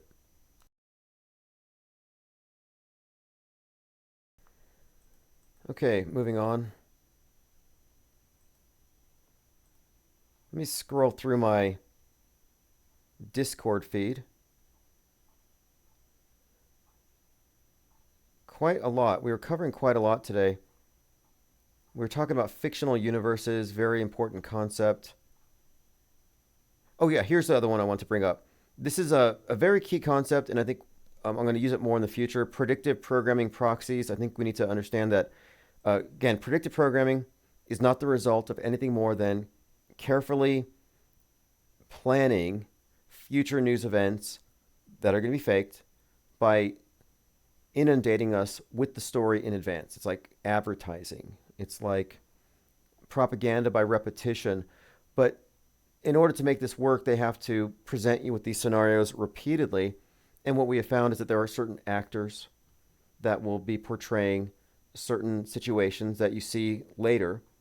And there's a repeated theme here where it's like Robert De Niro plays the crazy Trump-like guy. Then you have in the Damien Thorne character, in the Omen, another Trump-like character. But these are all essentially proxies for real people. So I'm calling them predictive programming proxies.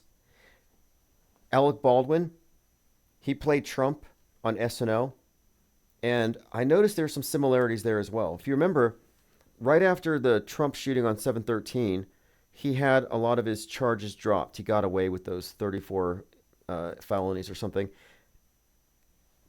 A day before that, Alec Baldwin got away with murder. And if you remember, Trump said that he could walk down Fifth Avenue, take out a gun, and shoot somebody, and he could get away with it. So it's kind of interesting that you had a Trump proxy and Trump simultaneously, quote, getting away with murder, as the expression goes.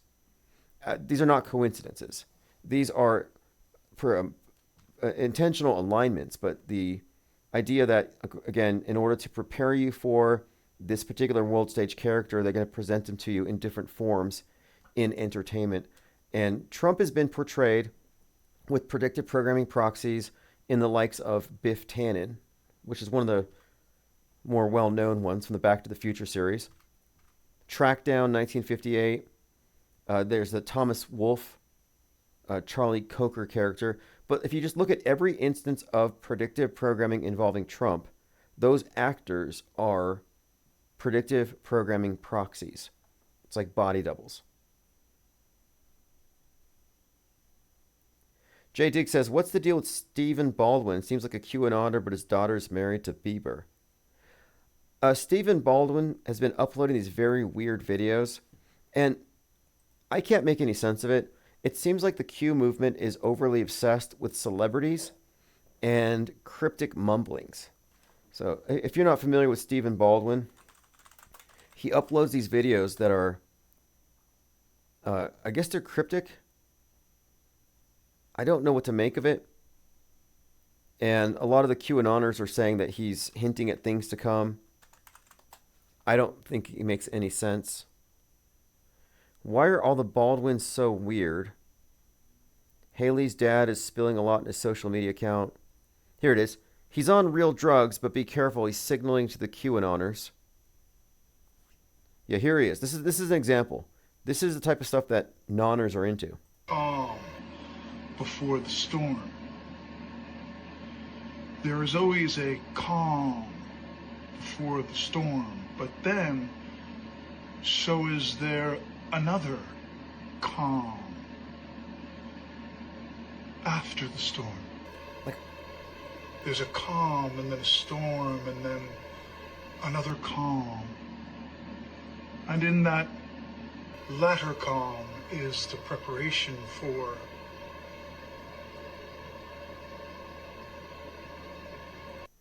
Okay, that's just embarrassing. But apparently that's profound to the noners who've been waiting for the storm. We had mentioned the storm today. We were talking about this because I was mentioning how I first got into media deconstruction after examining the character of Dylan Storm Roof. And I thought his middle name didn't make any sense. Like, Storm? And then you find out that he was radicalized on a website called Stormfront. So Dylan, call back to Dylan Klebold from Littleton, kind of a Nazi mass shooter. It recalls that. And then he shoots up, we're talking about Dylan Roof shooting up the church in Charleston, killing 9. And the whole story was unbelievable. Like, you're not going to shoot 9 people in a church and then have services there in a couple of days. You're going to be closing it down. There's going to be blood cleanup. You're going to have to see where all the bullets went, make sure there's only one person doing it. They didn't even have time for that. But I saw Storm Roof, and I thought, okay, Storm Roof, Stormfront, big white nationalist thing. Then you have The Storm is Coming from Q. And then you have Storming the Capitol. So Storming the Capitol, Storm is Coming, Stormfront, yeah, all just basically narrative, this story building, and is all leading to the storming of the Capitol. Like, in case you are a QAnoner, the storm happened. It was January 6th. Like, the storm is coming. Like, what, you think there's another storm? That was it. It already happened. January 6th was your storm. There's no other storm coming. But what is this Baldwin acting nutty for? I don't know. Lean Dion says he comes in so deranged. Yeah, and you wouldn't have to. Like, I mean, if he really knew something, he could just say it. I'm just tired of people pretending like they know something, but they don't say it overtly, but they hint that they know it. And then other people are like, yeah, we know. If you know, you know. Oh, we're in the know. This is like the emperor's new clothes. And everybody's pretending they know because they don't want to not be in the know. So everybody's nudging each other, winking at each other. They're all in the know, but nobody knows. What do QAnoners know anyway? They haven't unveiled anything. And the entire QAnon world paradigm, their worldview, doesn't have actors, doesn't have crisis actors. It's false flag stuff. It's Vegas was real, and it was the result of some kind of war between factions of rich Saudi families. Like you hear all these MSM plus takes on things. Okay, here's something to look forward to for October. And this is a huge, I think this is a huge clue as to what's to come. Flood Pacific Northwest. Flood PNW. 10/13, save the date to be announced. Revolution until victory. And it has a Antifa with a gun. So Flood PNW. Now, wasn't there a section in Leave the World Behind called Flood? Like each part of the movie, Leave the World Behind. Yes, it did actually. Now that I have it here. Every section of the movie had like a title. So it was like part 1, the house, and then there was another part called the flood. Yeah, the house, the curve, the noise, the flood. So here we're looking at a flyer that's right now out there in Seattle. And it says, save the date, revolution until victory, flood, PNW. And this flyer, which has Arabic writing on it, looks just like the one from Leave the World Behind. And it says, death to America. So death to America. Then there's this. And if you remember, Jurassic Liars had called in, and he had mentioned that in Seattle, there was a performer, a rapper, Macklemore, who said in a statement, quote, F America, and had a chant in Seattle. Macklemore clarifies his F America comment after being dropped from the festival at a Seattle concert. Seattle sports teams evaluate ties with Macklemore. Macklemore explains F America comment in a pro-Palestinian song. So it's not hard to put all this together. Macklemore chanted this during his Palestine Will Live Forever festival in Seattle. So what's going on here? Well, this would tie in to Flood Pacific Northwest, which would tie in to Leave the World Behind, which has this mention of the flood. And in this, Rose, who's the Donnie Darko-like character, tells the story of the flood, which you may have heard this one. It's where this individual is in the middle of a flood, and he's praying to God to save him, and he's relying on his faith. And a boat comes by, and he says, "No, I'm going to be saved." Then a helicopter comes by, and he's like, "No, I'm going to be saved." And then he drowns. He goes to heaven. He's mad at God. He said, "Hey, I thought you were going to save me." And God said, "Yeah, I sent you a boat, and I sent you a helicopter." Anyway, that's the flood story, paraphrasing from Leave the World Behind. And it ties in the whole flood thing to this bigger narrative. And of course, we were talking about this earlier today about in Seattle. So in 2022, you had the Parkland shooter, and that was on 7/4, and he had the 4/7 tattooed on his head. This was the guy with the Lee Harvey Oswald poster on his wall. This was the guy who was going to Trump rallies. This is after this event, I said, Lee Harvey Oswald's on the world stage. Trump's going to get it.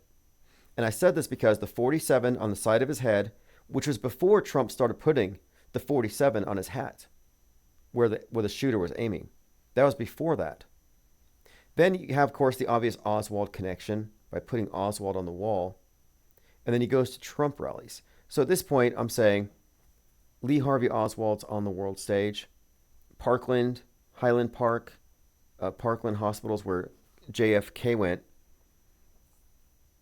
But we were looking at this event, and this was again 7/4/2022, and at that same time, Stranger Things had its season finale, and the place called Hawkville, which was like Seattle, I think, it splits open. There's a crack, a big earthquake. It opens up and hellfire sprays out, and it falls down like nuclear fallout. So you have this idea of a crack in the ground, hellfire, and fallout, all packed into this episode. And the Parkland High shooter looks like one of the characters from Stranger Things. So we were talking about this stuff all in context. And at that same time, we're talking about 7/4 was the date. Well, 7/4 was the magnitude of the earthquake in Stranger Things that caused the whole ground to break open. So Stranger Things, you had this big earthquake, and I think they said it was 7.4 magnitude. Might have been 7.5. I think it was 7.4 though. But the connection here is 7/4 and the date 4/7/74. So again, 2 days, here it is. A 7.4 magnitude earthquake rocks the town. And that's the end of the series.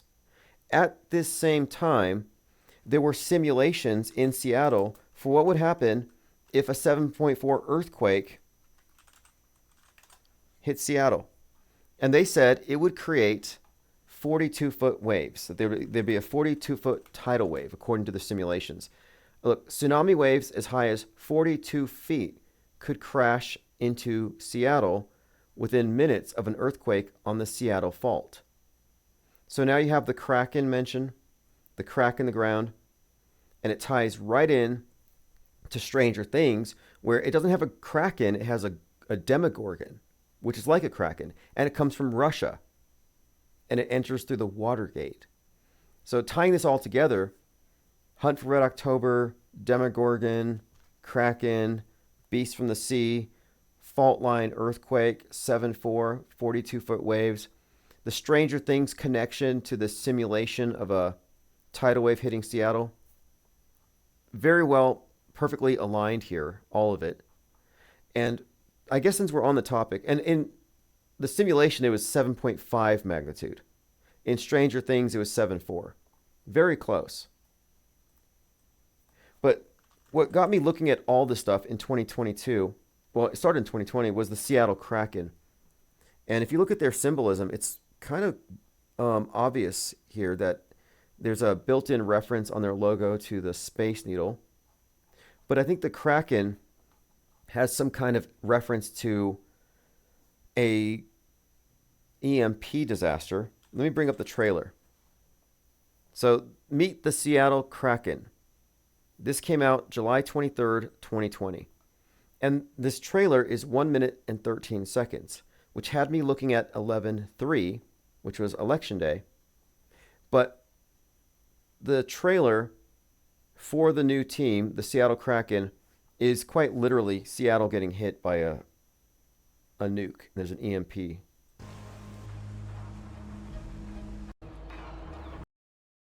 And a flood. And that's my point. We're talking about the flood the Pacific Northwest. You have the lightning, the flood waters. So Seattle Kraken. So we're talking about this beast from the sea, but also the fault line. Again, the crack in Seattle. So Seattle Kraken, the crack in Seattle. And their logo has the, let me see if I can pull this up. It's got like this anchor, but it has the Space Needle built into it. And adjacent to the Space Needle in Seattle, you have the Electronic Music Experience, or EMP. Electromagnetic Pulse. And so here you have the Kraken and the Space Needle.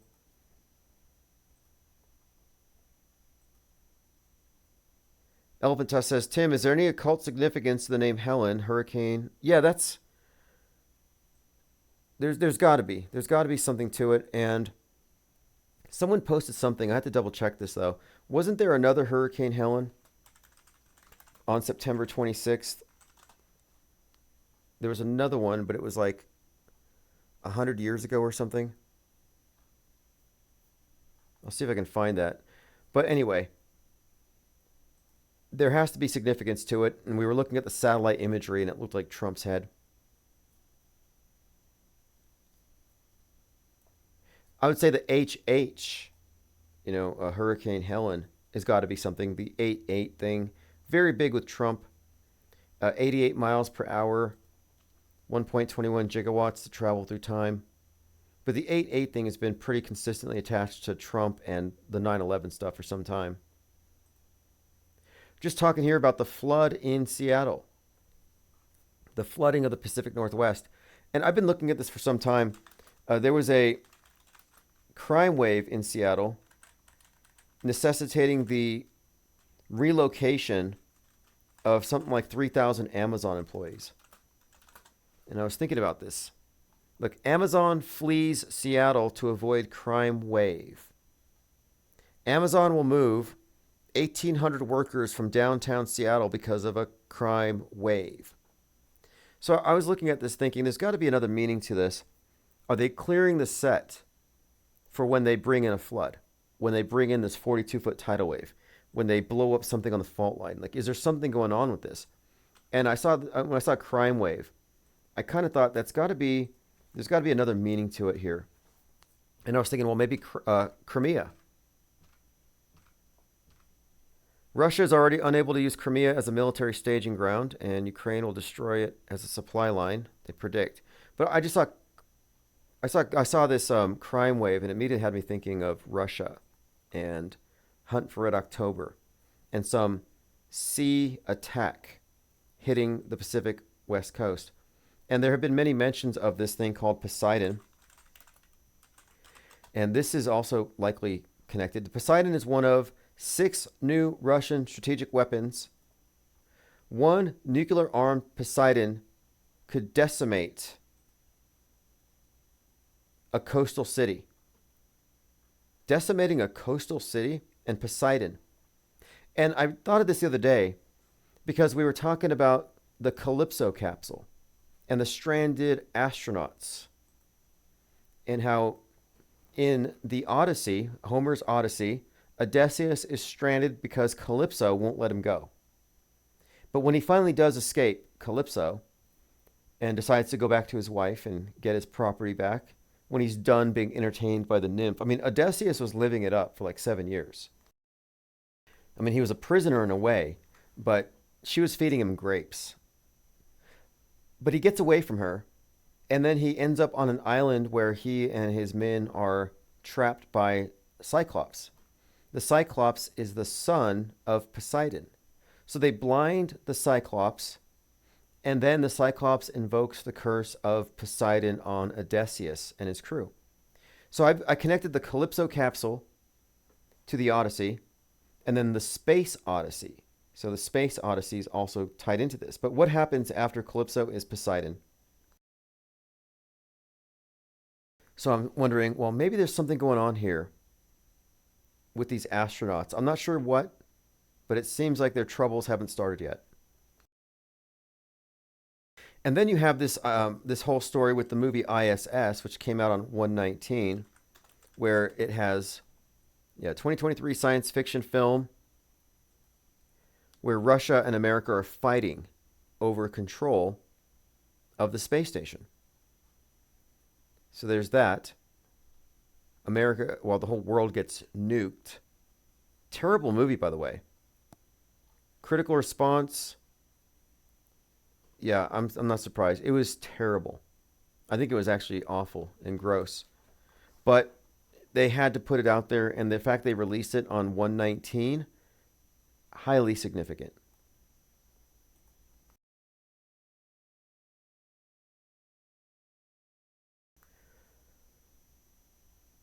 Okay, let's see.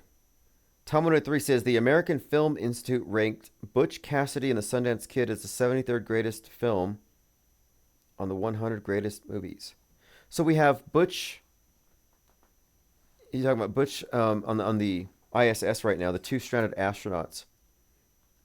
We have Butch Wilmore and Suni Medusa. Is what we usually. Do you feel let down by Boeing and Starliner and the fact that this is clearly not something you planned for your life?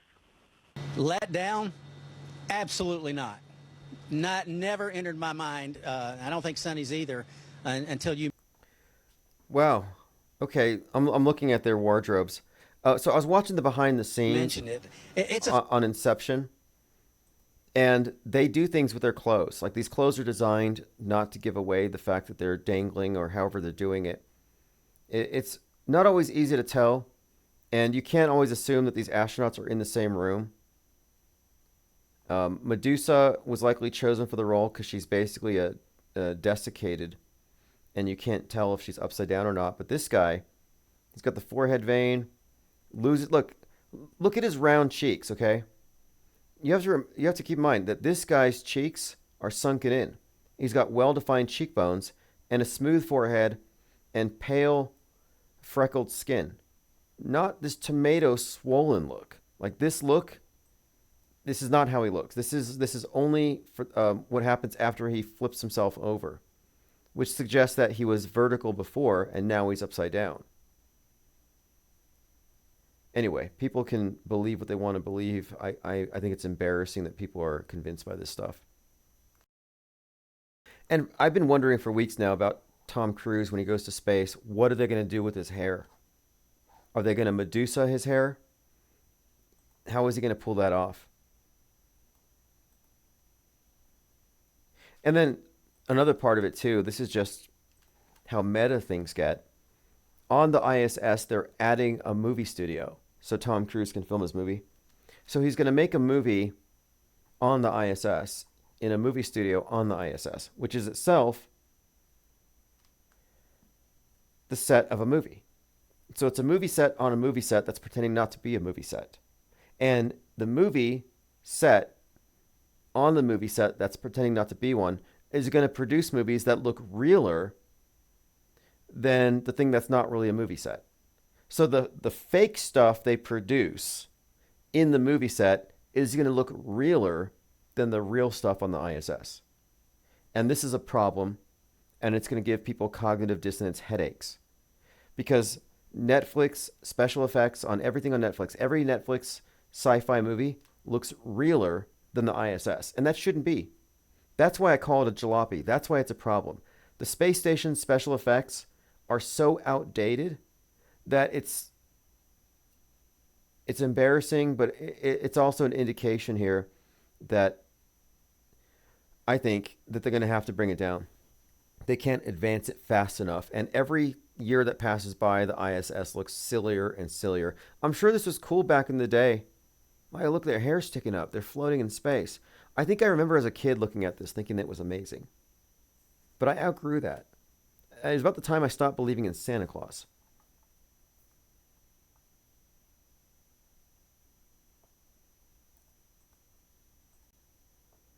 Okay, so we're looking forward to October. They're going to flood the Pacific Northwest. If you want to take part in the revolution, go to floodpnw.com. Location to be announced.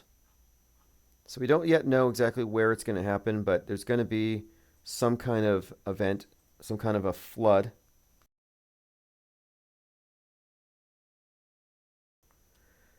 All right, let me check my Twitter feed and see if I've missed anything. I think we've covered most of what I wanted to catch up on. We talked about crazy Roseanne Barr. Rosa Parks was a member of the Order of the Eastern Star. Okay, and Rosa Parks was 42 when she did her activism that she's famous for. Order of the Eastern Star, which is the dog star. They have this pentagram in every Masonic lodge. The world worships Sirius on New Year's. Okay, here it is. Here it is.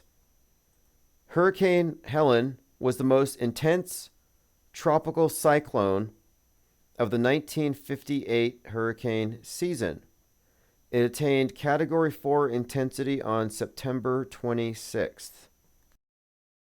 So how intense is this hurricane? What category is it? We'll take a look here. Category 4. Okay. It makes landfall in Florida, powerful Category 4 storm. So it's not the first one. According to this post here, a Category 4 named Hurricane Helen was 1958, same day. What does that mean? I don't know. Some people are saying, in fact, I saw some commenter saying it was because of cloud seeding. She's like, we got to stop the cloud seeding in the chemtrails. I don't think that's the case. Okay, breaking. Son of would-be Trump assassin Ryan Routh arrested for child pornography. We saw this earlier. You could tell this guy's a nonce by the neck beard. Unbelievable.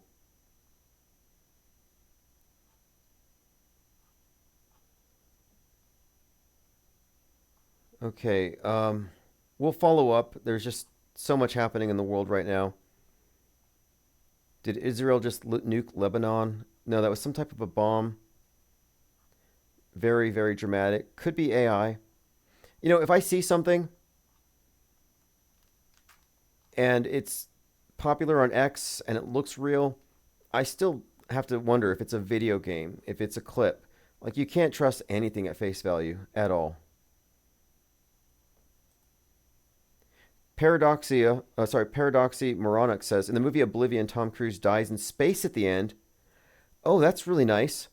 So there's been this ongoing narrative of Tom Cruise dying in space.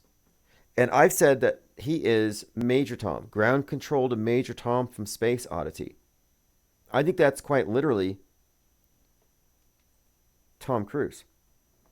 And we talked about how he was in this movie Oblivion. He goes down to the earth and he goes to this football field that had been nuked or something. And there's a dog there. And so I mentioned that, hey, this reminds me of A Boy and His Dog, the movie poster from Fallout. So we looked into A Boy and His Dog, and it's a movie about post-nuke apocalypse society, and it's set in 2024. Yeah, Tom Cruise dead on the moon. This is in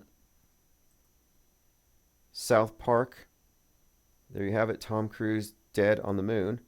And then there's a David Bowie video for Lazarus. I think, is it Lazarus or is it no, it's Black Star.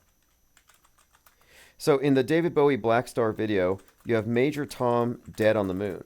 And there's this cult that are worshiping his skull. So here is Major Tom, dead astronaut on the moon.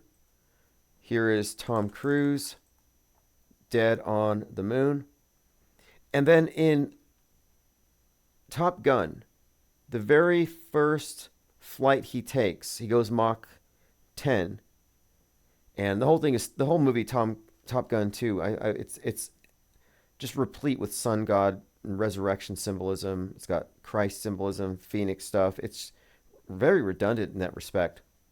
But the intro to the movie, the first scene he does where he's like flying, he looks like Yuri Gagarin, the first man in space. And what they actually did is they used that story of Gagarin going to space and landing out in some field, and then he goes into a diner and someone asks him if he's an alien, and he says, I've come from outer space. Yeah, they had Tom Cruise reprise that whole role and story in Top Gun 2. So he reenacted Yuri Gagarin's famous trip to space. And I think this is significant because Yuri Gagarin died a mysterious death. March 27, 1968, on a routine training flight, he died when he crashed, and the bodies, this is another thing too, they couldn't find his body. And they supposedly only identified him because they found a chunk of skin with a mole on it that somebody recognized. Now, he was 34 when he died, which I don't know why they just didn't do 33. But the fact that Tom Cruise would play the role of a national hero who dies after doing something amazing. Like, I think there's something to that. I think that this is another indicator that Tom Cruise, I mean, he's kind of he always plays the archetypal hero, the hanged man, the savior, action hero. That's been one of his roles for the longest time. Like, as far as like his world stage persona, he's also the falling man. You know, at the end of Vanilla Sky, he had to jump off the building. At the Paris Olympics, he rappelled 42 meters down. In how many movies do you see him hanging off planes, hanging off buildings? The hanging man, hanging off cliffs. In Top Gun 2, there's a character called Hangman, who is played by a 33-year-old, by the way, which is obviously not a coincidence. So Tom Cruise has been the Jesus of Scientology. Okay, I found something here. Finally, other people have noticed this one. Funny moment in Top Gun. It's even funnier if you know this happened to Yuri Gagarin after his first spaceflight. He's mistaken for an alien by villagers. So in the Top Gun movie, he goes into a diner and basically somebody asks him if he went to space, if he's from space.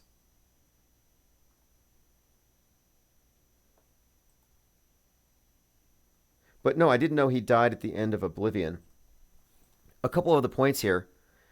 He's in Eyes Wide Shut, Stanley Kubrick.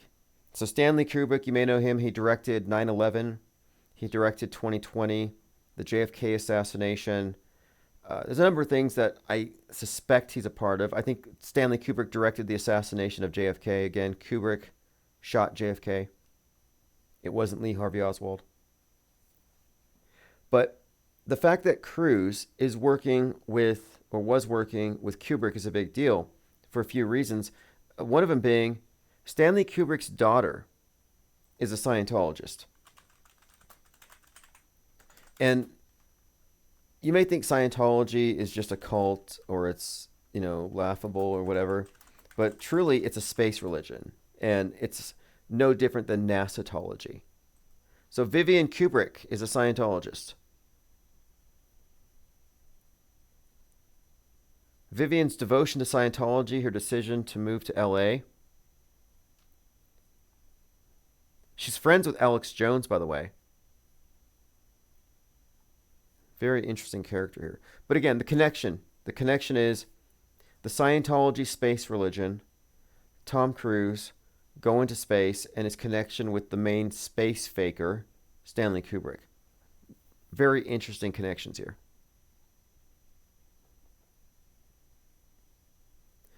Roxy W says, Cruise, he'll ride on the back of it a la Slim Pickens in Dr. Strangelove. You know, Dr. Strangelove has a low fly. Well, there's a few things about Dr. Strangelove. It has 9/11 predictive programming for sure. But yeah, that's kind of what we're looking at here.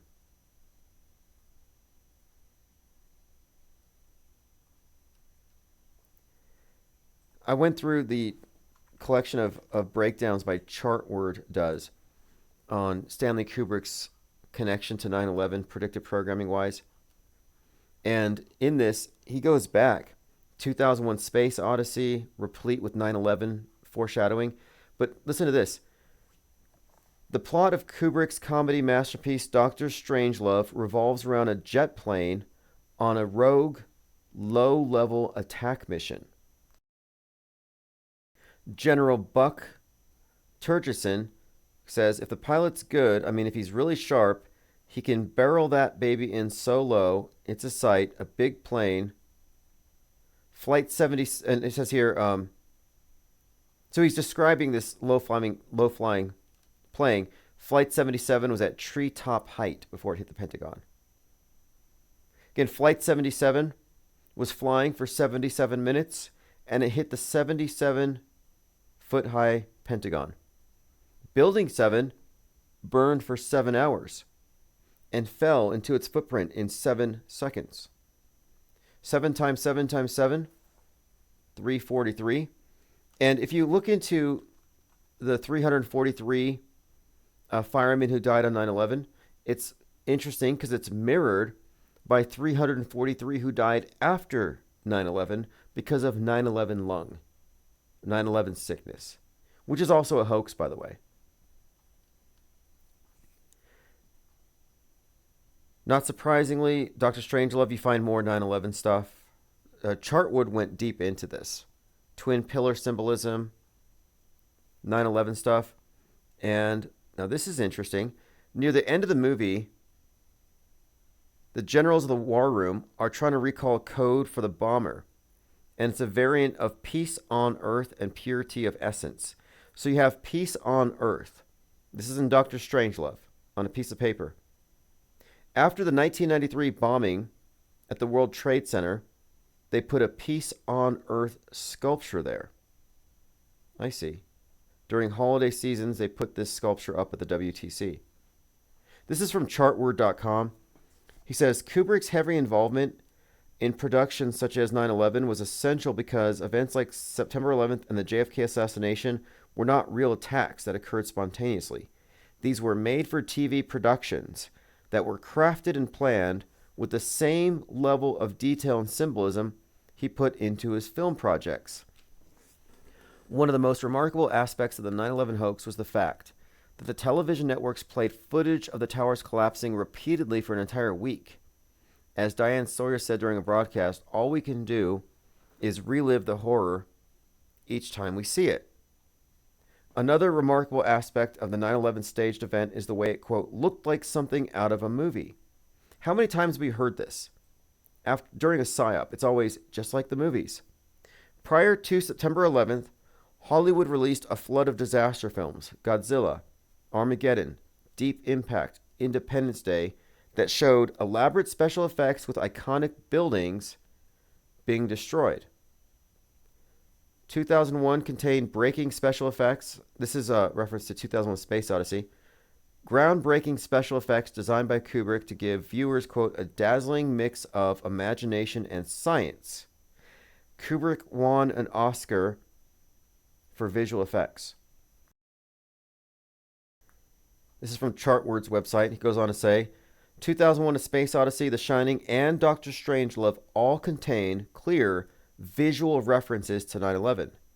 Full Metal Jacket 2 contains a 9/11 visual reference. His final film, Eyes Wide Shut, contains visual connections to the 9/11 stage production as well. If you haven't read Chartword's work, I'll put a link below. It's worth going through. He even found connections with the masks on 9/11. And you can find many pictures of the firemen with the masks on and Eyes Wide Shut. And I thought about this too.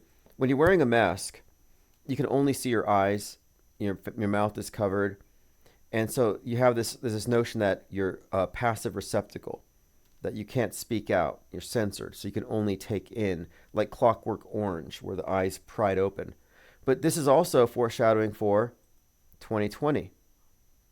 One of the intriguing things about predictive programming movies is that you may watch it and see, hey, this is really eerie. But as time goes by, more of it comes true. In 2016, even CNN was doing a breakdown of Trackdown about this Trump character who says, build the wall, and he's a charlatan. Well, after that, Trump does Space Force. And the character in Trackdown was talking about protecting the village from a cosmic threat. So you have that. Well, in that show Trackdown, the Trump character is arrested. He's called a con man. Well, in 2016, when people noticed this foreshadowing of Donald Trump, Trump had not been arrested yet. So the full significance of that TV show from 1958 hadn't even been realized yet.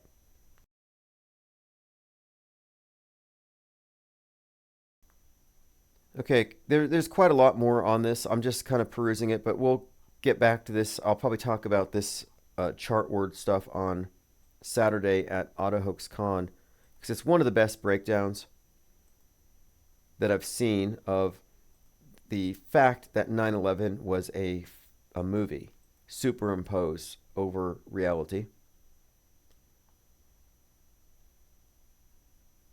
Conscious Reality CD says Diddy and his fake secrets are making news. A couple of years ago, he played the Joker Oh, and now we hear he's going to represent himself in court. What's the deal with the Joker references? Yeah, that's right. That's right. And I think he was told that he can't be the Joker anymore. That they didn't want him to use that. Yeah, Warner Brothers told Diddy stop dressing up as Joker. He was doing this to promote his brand of tequila.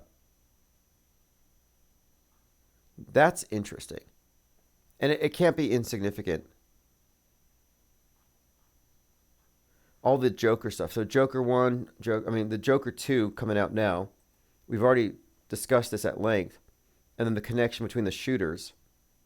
And then Beetlejuice, the sequel. Another green-haired Joker-esque character. Now that's interesting. And they did say that the shooter, Ryan Routh, they did say that he was laughing in court. That he was laughing as he was arrested. Trump assassination attempt suspect laughs and smiles. Smiling and laughing in court after being foiled. And I mentioned this the other day, that the inspiration for the Joker character, because remember, Joker is a victim. He's an anti-hero. He's a victim of society. He fell through the cracks, mentally ill, a tragic character, a symptom of an unfair society. But he's based on a character by Victor Hugo, The Man Who Laughs, which is a 1928 film. The Man Who Laughs, published in 1869. But this is the inspiration for the Joker. Here's a picture of him. And we were talking about this the other night because we were discussing the significance of Joker and Batman in these world stage events, these dramas. And one of the reasons why they do this, it's the fictional universe concept, where these instances of entertainment, these overlapping movies and real news events, they're picked for a few reasons. And this is a very powerful one because you're dealing with the theme of class warfare, the victim of society fighting back. Joker is basically Antifa. Batman is Patriot Front. It's left and right. But Joker represents the victim of Western capitalistic values. He's the victim of the rich. And then, of course, Batman is rich. Coming from the other side, he's privileged. But so it's an old story, old archetype. And they've worked it into so many psyops. And this Joker is also, again, the Travis Bickle connection. You have a direct connection now with the assassination of Trump and the Joker. And Travis Bickle was the inspiration for John Hinckley to shoot Reagan. So this has been going on a long time. Yeah, and Kubrick did Clockwork Orange. And the other day we were talking about the significance of oranges in the Godfather series. And they're associated with assassinations. You know, the Godfather's shot at and they shoot his orange juice. No, they miss him and he knocks over an orange cart and oranges go down the street. But Tony Soprano has his orange juice shot in season 1, episode 12, and they actually shoot his ear. So we have this image of Tony Soprano with a bandage on his ear from the season finale of the first season of The Sopranos. So you have a mob boss holding a glass of orange juice, survives an assassination attempt. He's got an ear bandage. Then you have Orange Man Trump. So there's some kind of code here with orange. Not quite sure 100%, but this is definitely meant to align Trump with the Mafia Don archetype, a bad Don, which even goes back to Robert De Niro. Again, Robert De Niro is a predictive programming proxy for Donald Trump, which makes a lot of sense now, why his Trump derangement is so pronounced, because it's not real. And it's meant to bring back all they bring him out there because it's like, I think that it has to do with how we associate things and how our memories can be tapped into. Observing Reality says Dawn is the code. Yeah, exactly. The Donald Trump Mafia Don thing, they've been calling him, they called him a Mafia Don earlier this year, but they started playing that up.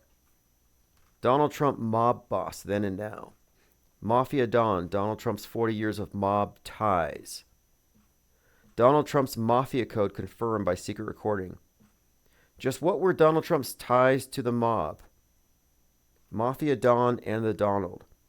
And I've connected this to a bad Don, or Abaddon, which is the Revelation 9/11 angel at the abyss. Now listen to this. Why did Vito call Sonny a bad Don at the end of Godfather 2?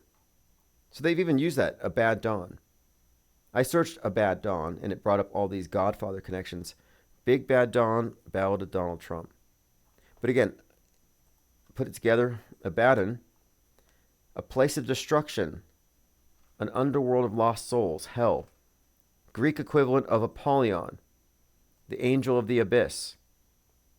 And this is from Revelation 9:11. Abaddon is the destroyer. Now, in Christopher Nolan's Oppenheimer, they really make a point that Oppenheimer, they had to highlight that Oppenheimer called the bomb the destroyer of worlds. So now you have Abaddon, the nuke connection, connecting it to Trump, connecting to 9/11. Because if you remember, on 9/11, of course, James Cameron, who probably helped Kubrick with 9/11, was at the scene of the Titanic filming Ghosts in the Abyss. And he was in a craft, a submersible called the Deep Sea Challenger. So Challenger, destroyer. And then the Apollyon connection could also be connected to Napoleon, which is why I'm watching Napoleon with Joaquin Phoenix.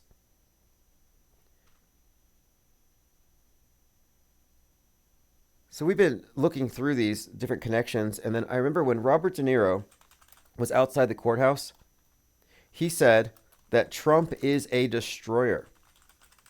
He actually used that phrase. Trump wants to destroy the country. That was the headline. De Niro claims Trump could destroy the world. So when he was ranting out in front of the courthouse, calling Trump a destroyer, I made the connection to Abaddon.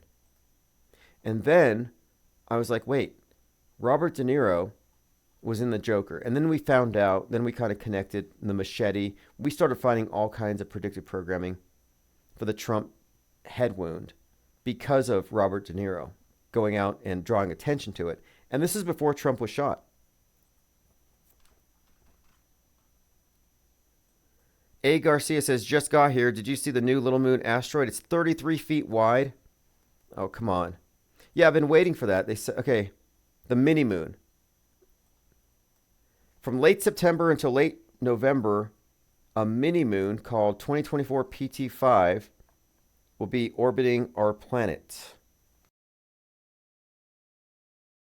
Although it cannot be seen with the naked eye, it's only 33 feet in diameter. It can be viewed through a high-powered telescope. Okay, so it's not even a temporary moon. It's an asteroid slinging by, but it's 33 feet wide.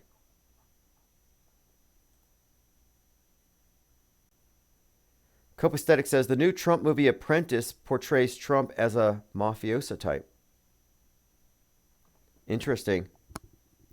Yes, and so Trump is the apprentice. When you get into the Masonic lore, it starts off with the apprentice. You go in and you're called the apprentice, the entered apprentice. So you start off as an apprentice, but then at the part of the ritual where you're killed and resurrected, you're raised to be the master mason. And that's the third degree, which has everything to do with the number 47, which is also kind of interesting considering where we're at right now with the election and Trump and 47. But it's mentioned throughout the third degree. But you start off as an apprentice, and then you portray in the Third Degree, Hiram Abiff. And I would suggest, see, Hiram Abiff, the widow's son, is the central character of the allegory portrayed by all candidates during the Third Degree. So you get symbolically killed, and there are 3 wounds that are all symbolic by 3 different killers. So there's a lot of connections here. I think that I think Trump right now, he's no longer the apprentice. Now he's Abiff Tannen, Hiram Abiff Tannen, and he's getting his 3 wounds. So he has the ear wound. We're waiting for the eye wound. And see, Hiram Abiff is, and these are all allegorical, chest, neck, and head. And they symbolize different things. But in Trump's case, I kind of think that they already gave him the wound when they put a mask on him and censored him, took it off Twitter. And then the ear. So it's like speak no evil, hear no evil. There's some kind of a pattern here. And we're waiting for the eye wound, the shot in the face, the eye. So eye, ear, mouth. I think that might be how they're doing it, but it's going to come in 3s. And I think he's already had his first 2 hits, if you consider censorship to be a hit.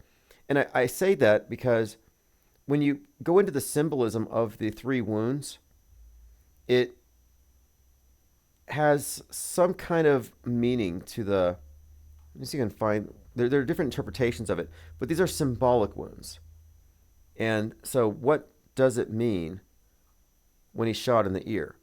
And we can't say this is random. We're just looking at predictive programming, Tony Soprano, the ear wound. But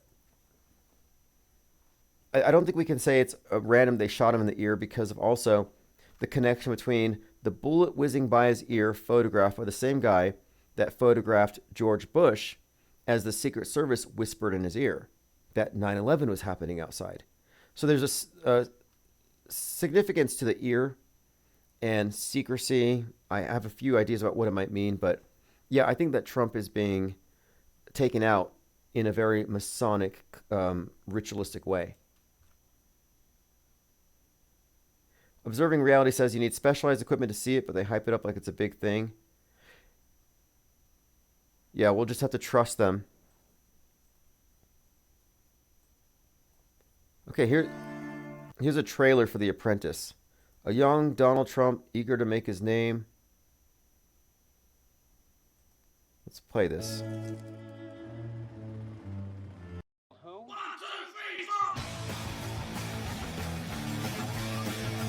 Okay, this should be interesting.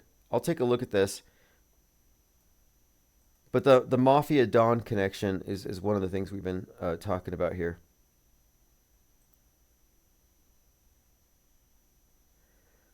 All right, let's see if there's anything else. Well, Tom Manoy says, Penguin Soprano Show Falcone family. Eddie Falco, Mrs. Soprano. Yeah, I noticed there's got to be some tie-ins between the Sopranos and the Penguin. And it's just now came out. I've only seen 1 episode. It's very good. I don't know where it's all going. And I'm picking up some predictive programming stuff in Bad Monkey. Still not over yet. There's still a few episodes to go. A lot of it's connecting with this voodoo stuff that's made the news recently. And I think there's something there. I mean, everything contains predictive programming. The fact that Bad Monkey came out on 8/14, the day the WHO declared the monkey virus a thing. And we've mentioned this. Like, Monkey Man comes out on 3/11. We've mentioned Nope and the Raging Monkey. We mentioned 28 Days Later, 28 Years Later, Civil War, the 90-foot monkey statue, the game Black Myth, where 10 million people are playing the monkey god at the same time. You know, we can see the concerted messaging. And that's what it is. There's no coincidence on the world stage. It's concerted messaging, and they have all the different platforms under control, and they broadcast the same. You can't miss anything. You really can't. You know, you don't want to watch the news, you watch Netflix, or you watch the movies, you're going to catch the same messaging regardless. It's an echo chamber. All right, we talked about fictional universes and the fact that the mainstream media worldview, for all intents and purposes, is a fictional universe. It's an internally consistent fictional setting. And even though we live in a simulation, the world's not fake, and the world's not a simulation. Beneath your feet is not a simulation. The room you're in is not a simulation. But the map of the world that the public agrees upon as the thing that we're all in, that's the simulation. And you can see examples of it. I think one of the better examples of the simulation is Westworld, because we're the synths. And in Westworld, the programmers are often depicted gathered around a table that has the world or the map on it, and they influence it from without. You see the same thing in Hunger Games, Clash of the Titans, where you have a round map, a desktop map, 3D map model of the world, and then you have the elite on the outside, and they can influence the experiences of the people in the simulation from without. And that's what we're looking at day after day after day. Mango says, Vince Vaughn, get him on your show, Tim. Conscious Reality. Oh, CD says, Jordan Peele's production company is called Monkey's Paw. That's interesting. Yeah, so the whole monkey theme and the monkey virus, the monkey pox, it's not about a new virus. It's about the mind virus. And the mind virus is a rage virus, like the one that Roseanne Barr has. The rage virus is a meme that causes you to act out and go crazy. The rage virus is essentially any meme that the state deems hateful and they don't want it to spread. But they're creating the pretext for the public to acquiesce to censorship, to demand it. I don't think they're going to have to forcefully censor anybody. They're not going to have to battle with people who are trying to avoid censorship. They're just going to condition us to want the censorship. And they can. For our own good, people are going to say, I need to be quarantined. I don't want to be catching any of these mind viruses.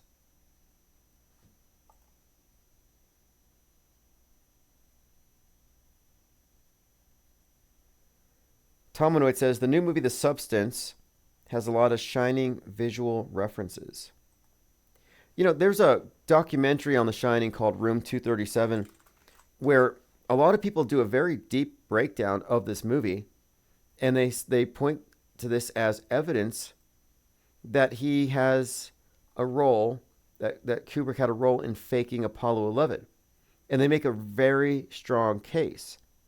But they don't get any clue. They don't figure it. The people who went and did this documentary, they go through frame by frame, breaking it all down.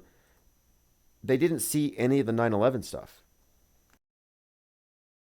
And the 9/11 stuff is far more pronounced and definitive than the Apollo 11 stuff, which itself is pretty conclusive. So this is, to me, this is proof. This is evidence of fakery. Predictive programming is evidence that the events are fake. So Matt Walsh was like, I won't believe Apollo 11 is fake unless Elon Musk tells me or if I see some evidence. Yeah, well, all you need to do is watch The Shining. And the fact that The Shining contains 9/11 stuff that wasn't detected by the people looking at the Apollo 11 stuff is either intentional gatekeeping, or they just looked at it, perhaps didn't look at it with the right frame of reference. Like, I think the conspiracy theories about Kubrick are generally along the line of he had to do it and he's trying to tell us. Like, he's dropping hints because he felt bad. No. He's one of the programmers. He directed the 20th century. Ooh, this is interesting. Paradoxy says Godzilla's the nuke and King Kong is the rage virus. Yes, and Godzilla is the nuke. And yeah, the King Kong connection there, now that you bring that up, that makes perfect sense. And then you had Godzilla X versus King Kong. And that's the one where Godzilla turns pink. And pink is connected to the nuke thing, by the way. And Barbieheimer, we talked about that before. I might have to go watch that one. the Godzilla versus King Kong. Remember, they stored Godzilla at sub-level 33. And I watched the Godzilla -1. Very good movie, by the way. And I was like, oh, finally a movie, bereft of any, like, there's no political messaging, no agenda. You had Barbie feminism, but there's no deep messaging in Godzilla -1. It's just a good movie about a big monster destroying the city and people getting back together and fighting against it. But then, as I'm watching it more closely, I realize, wait, this is Godzilla as right-wing culture warrior. Because, Barbie was about Barbie feminism. Ken is superfluous, men are superfluous, families are terrible, don't have kids, don't be a mother, live in Barbie land. Well, Barbie land is Babylon, by the way. But Godzilla -1 is about this attempt by the main character and this woman to rebuild a nuclear family because they find a child. And so they sacrifice their own selfish interests for the future in order to reassemble a nuclear family after it had been broken by Godzilla. So you have the idea of the splitting of the nuke, or splitting of the atom, the nuclear bomb, the splitting of the nuclear family, and then you have the reintegration of the nuclear family. So Barbie, splitting of the nuclear family, Godzilla -1, it's all about reintegrating. So Godzilla -1 was kind of like the opposite of Barbie. But again, Godzilla is just a metaphor for the nuke.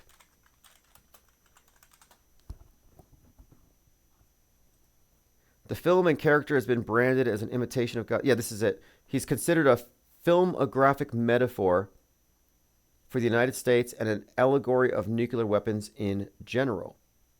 The earlier Godzilla films portrayed him as a nuclear-spawned monster. Not a coincidence that the band Gojira opened up the Paris Olympics. We were talking about this at the time and how that whole intro to the Olympics was just replete with references to, like, Planet of the Apes, post-nuke apocalypse. And by the way, Planet of the Apes just had a new one this year. Another addition to our rage monkey virus thing.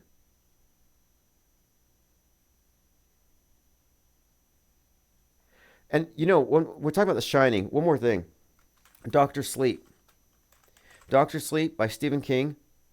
It's the sequel to The Shining. And interestingly enough, Abra Stone manifests psychic powers and predicts the 9/11 attacks. So if The Shining has predictive programming for 9/11, and this is Stephen King, then it only makes sense that the sequel to The Shining would explicitly involve 9/11. Like, it makes a lot of sense. Imagine this. A child predicts 9/11 in the follow-up to The Shining. This told me that Stephen King is another metascriptor. Conscious Reality says, I'm probably the only person in America who's never watched the movies The Shining or The Exorcist. I'll be honest with you. I find these movies to be terrible. I think they're dreary and depressing. Ugly movies, hard to watch. Not a fan. I'm not a fan of Kubrick. I had a watch party with Eyes Wide Shut, and it was awkward and uncomfortable. Not that entertaining. Not all that believable anyway. But we watch these things simply because of their predictive programming value. They're like, it's like a puzzle. It's a collection of puzzles, and these movies aren't even all that coherent. I think they're terrible.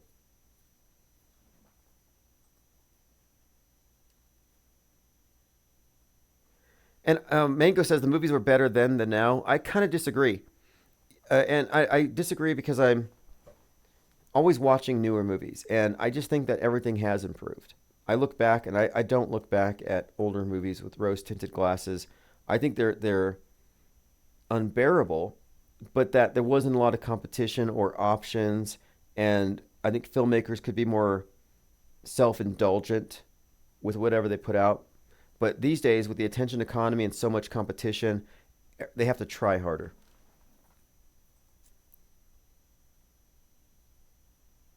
Now, Stephen King, yeah, you mentioned his book, Tominoid Dark Tower, Book 7. So the Dark Tower series, I've heard that there's a lot of significance in these. And then there was The Stand. The Stand came out in 1978, and then they had a remake of The Stand in 2020. So The Stand miniseries 2020. After the world is in ruins due to a man-made plague. Sound familiar? So another example of Stephen King as a metascriptor. A remake of his film just in time for 2020. Man-made plague. Observing Reality says, check out Terrifier movies, see if there's anything there. I've heard of those. I may check them out. Quay says, speaking of Drury, I haven't finished John Carpenter's Prince of Darkness, but I intend to. Been taking notes. Yeah, I want to watch his Elvis movie. Because everything John Carpenter has done has more or less been a part of this. He's another metascriptor. We need to have a master list of metascriptors and their various movies and the predictive programming proxies, who they represented in the future, and what news events were predicted. And there has been something of a quickening here. I mean, the rapidity with which they are able to produce and release movies makes it possible for them to reduce the amount of time between predictive programming and the event they predict. And this concurrent programming thing is just incredible. I mean, it's like real time.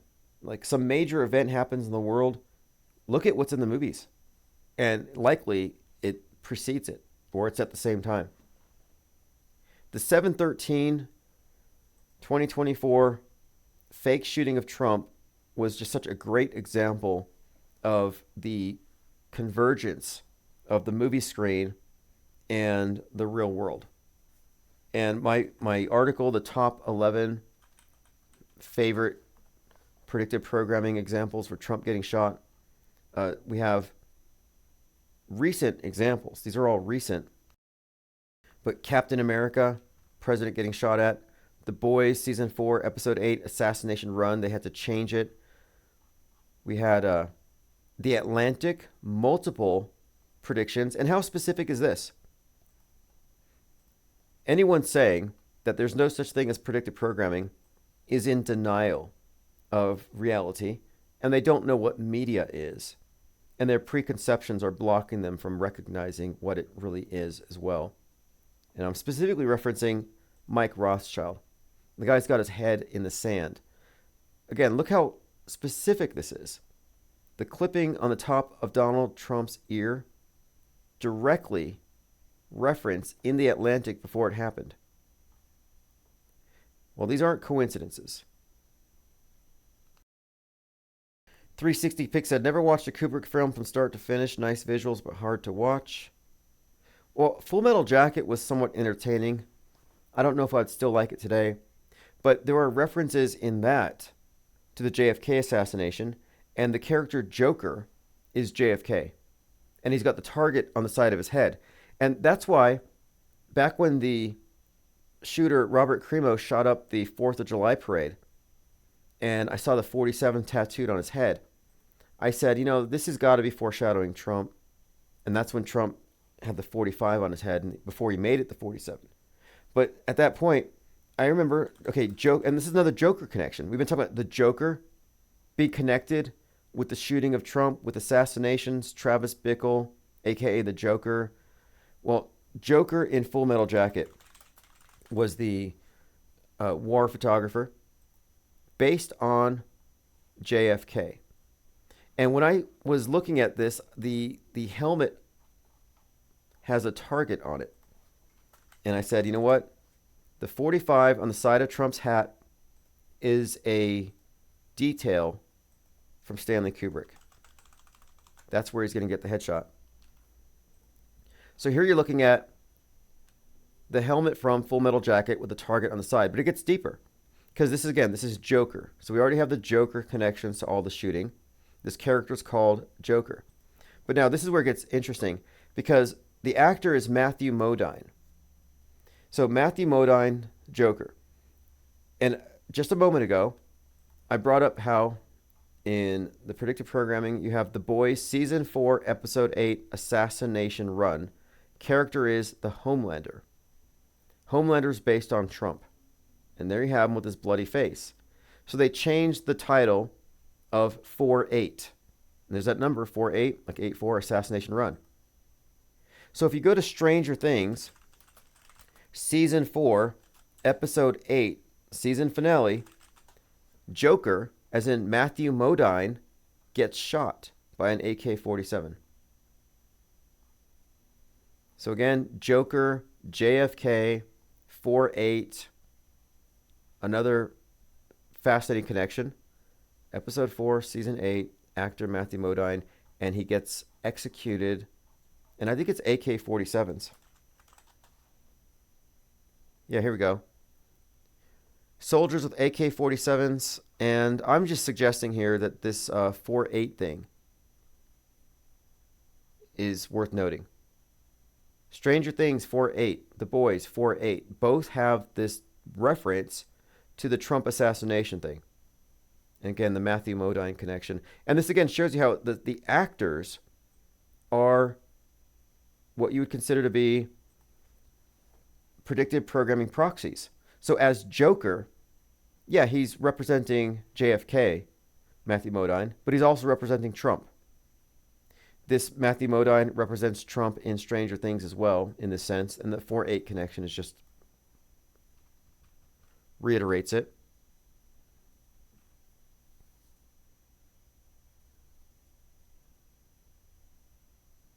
Paradoxy says, who are the two justices standing behind Trump's ear on that Atlantic cover? Yeah, let's look at that. The Atlantic cover has the Supreme Court justices in the background. They're silhouetted against a red curtain, and it looks like blood dripping down Trump's face. It looks like a drop going into his ear. Very ominous picture. I would like to know who they are. You could probably find the picture that they used to create these silhouettes, and you could identify them. Yeah, but the Joker things, the Joker connection is intriguing here. Again, we got the Joker shooting Robert De Niro. Robert De Niro is a Trump proxy in predictive programming. Joker inspired by Travis Bickle, who inspired Hinckley to shoot Reagan. So that's a very solid link. We have this new shooter, second shooter, laughing like the Joker, green hair symbolism, and we have multiple Joker connections to this thing.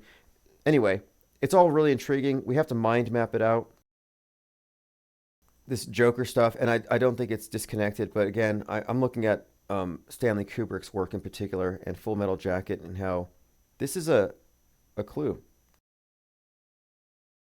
And one more thing. So JFK was I'll see if I pull this up for you here. John F. Kennedy had some connection. He was a photographer. Let me see if I can find it. Because I know he had some connection to the, I think it was a Hearst family. We talked about William Randolph Hearst, and you supply the photos, I'll supply the war. Here we go. JFK's brief stint as a World War II journalist. And then William Randolph Hearst knew about his reputation. So you have there's some leads here. How JFK's brief stint as a World War II journalist influenced his presidency. So this is his connection to the character in Full Metal Jacket. But the William Randolph Hearst connection. So as a foreign correspondent for Hearst newspapers, JFK attended the first meeting of the UN. He'd been honorably discharged. Interesting connections here. Now, there's more to it, though, now that I think about it. A couple other things are standing out to me. So Hearst, again, we have the you supply the photos, I'll supply the war. And that's pretty much how it works. You furnish the pictures, and I'll furnish the war. I mean, that's a big reveal.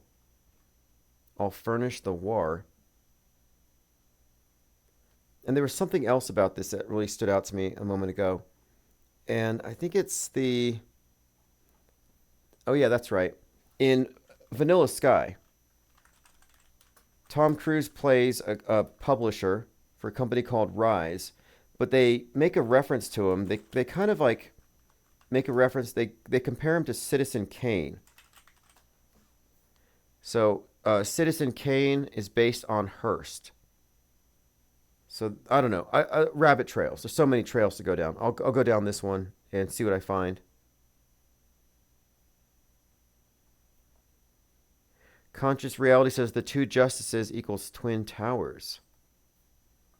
Yeah, we need to find out who they are. Very good find. Did anybody watch this awful looking movie, Thine Ears Shall Bleed? That was released days before Trump was shot in the ear. Looks terrible. Look at that horrible movie poster. Who would want to watch that? And it's even got kind of orange reddish hair. But Thine Ears Shall Bleed. And again, Douglas Mill took both these photographs. There's Bush, his ear is being whispered into. Bullet whizzing by Trump's ear. So we need to find out what the significance is here to the ear wound and how it might relate to the bigger story. Julius Caesar, Central Park, 2016. Trump murdered on stage. Friends, Romans, lend me your ears. And this, of course, is also interesting because Julius Caesar's birthday is 7/13, the day that Trump was shot.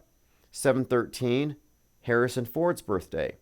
That's the day that the Captain America trailer comes out, where he's shot at. Harrison Ford's the president he's shot at in a theater, like Ford Theater, a Lincoln reference. And one other point here. The Atlantic had another, and the Atlantic's owned by Alex Soros, George Soros' son. They had another article where they had $47 and a bullet hole, like a bullet hole on glass. And Laura Loomer called it out. She said, "This is predictive programming. Trump is being threatened." So they talked about this before. So Laura Loomer has drawn attention to this. Well, when Trump was portrayed in Julius Caesar, Laura Loomer jumped on the stage and interrupted it. Kind of a notable connection there because she's been trailing along with the predictive programming, hyping up the idea that Trump's going to be assassinated since 2017. So even this is not a new story.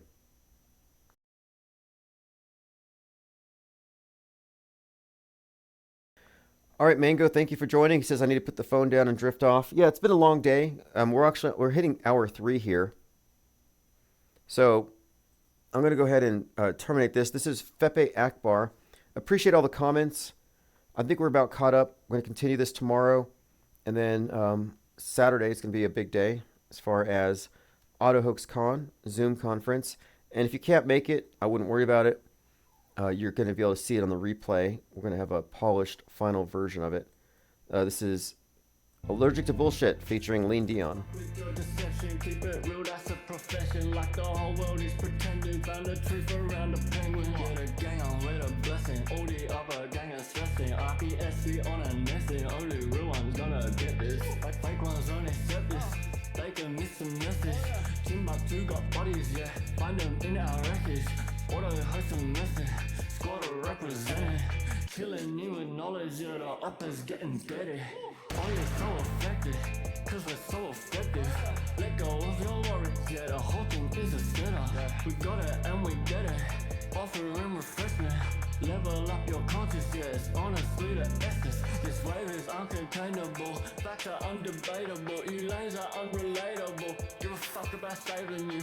We could keep on playing you. You just keep complaining too. Game is unescapable unless you're with the gang or no. Messing with the penguin. We're messing with the penguin. Messing with the penguin. Messing with the penguin. Messing with the penguin. Messing with the penguin.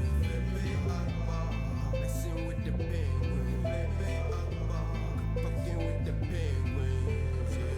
Yeah, with the penguins. I'm coming with a vengeance, trying to make you come to your senses. Forget the general consensus, just pay attention. The rules ahead is paid with good intentions. I'm clenching my back wrenching, representing only the most superior independent media. We got that real shit fucking encyclopedia. We're bringing an end to this mass hysteria. They wanna know why it's so serious, cause you must be delirious. If you're still believing stuff, get a grip and show some evidence for your bold claims. We don't play no games, we stay relentless, exposing those events. Quick, the IPS are making an entrance. Busting doors down, cause now's the time for interventions that I mentioned. We're affecting so many men across the spectrum. We stand out from the crowd, we don't blend in. Steady gaining tremendous momentum. There's nothing close resembling. Check the emblem, it's a penguin, not a gremlin. Just letting you know you're on an infinite plane, it's never bending. We strike like 10 pin, killing all fears and breaking the tension. Gotta know the hopes army, digging deep in the trenches. Come and join in, be adventurous. Quit being so sensitive, forget the censorship. We ain't telling fibs. Messing with the penguin. We're messing with the penguin. You're messing with the penguin. You're messing with the penguin. Messing with the penguin. You're messing with the penguin. Messing with the penguin. Fucking with the penguins, yeah.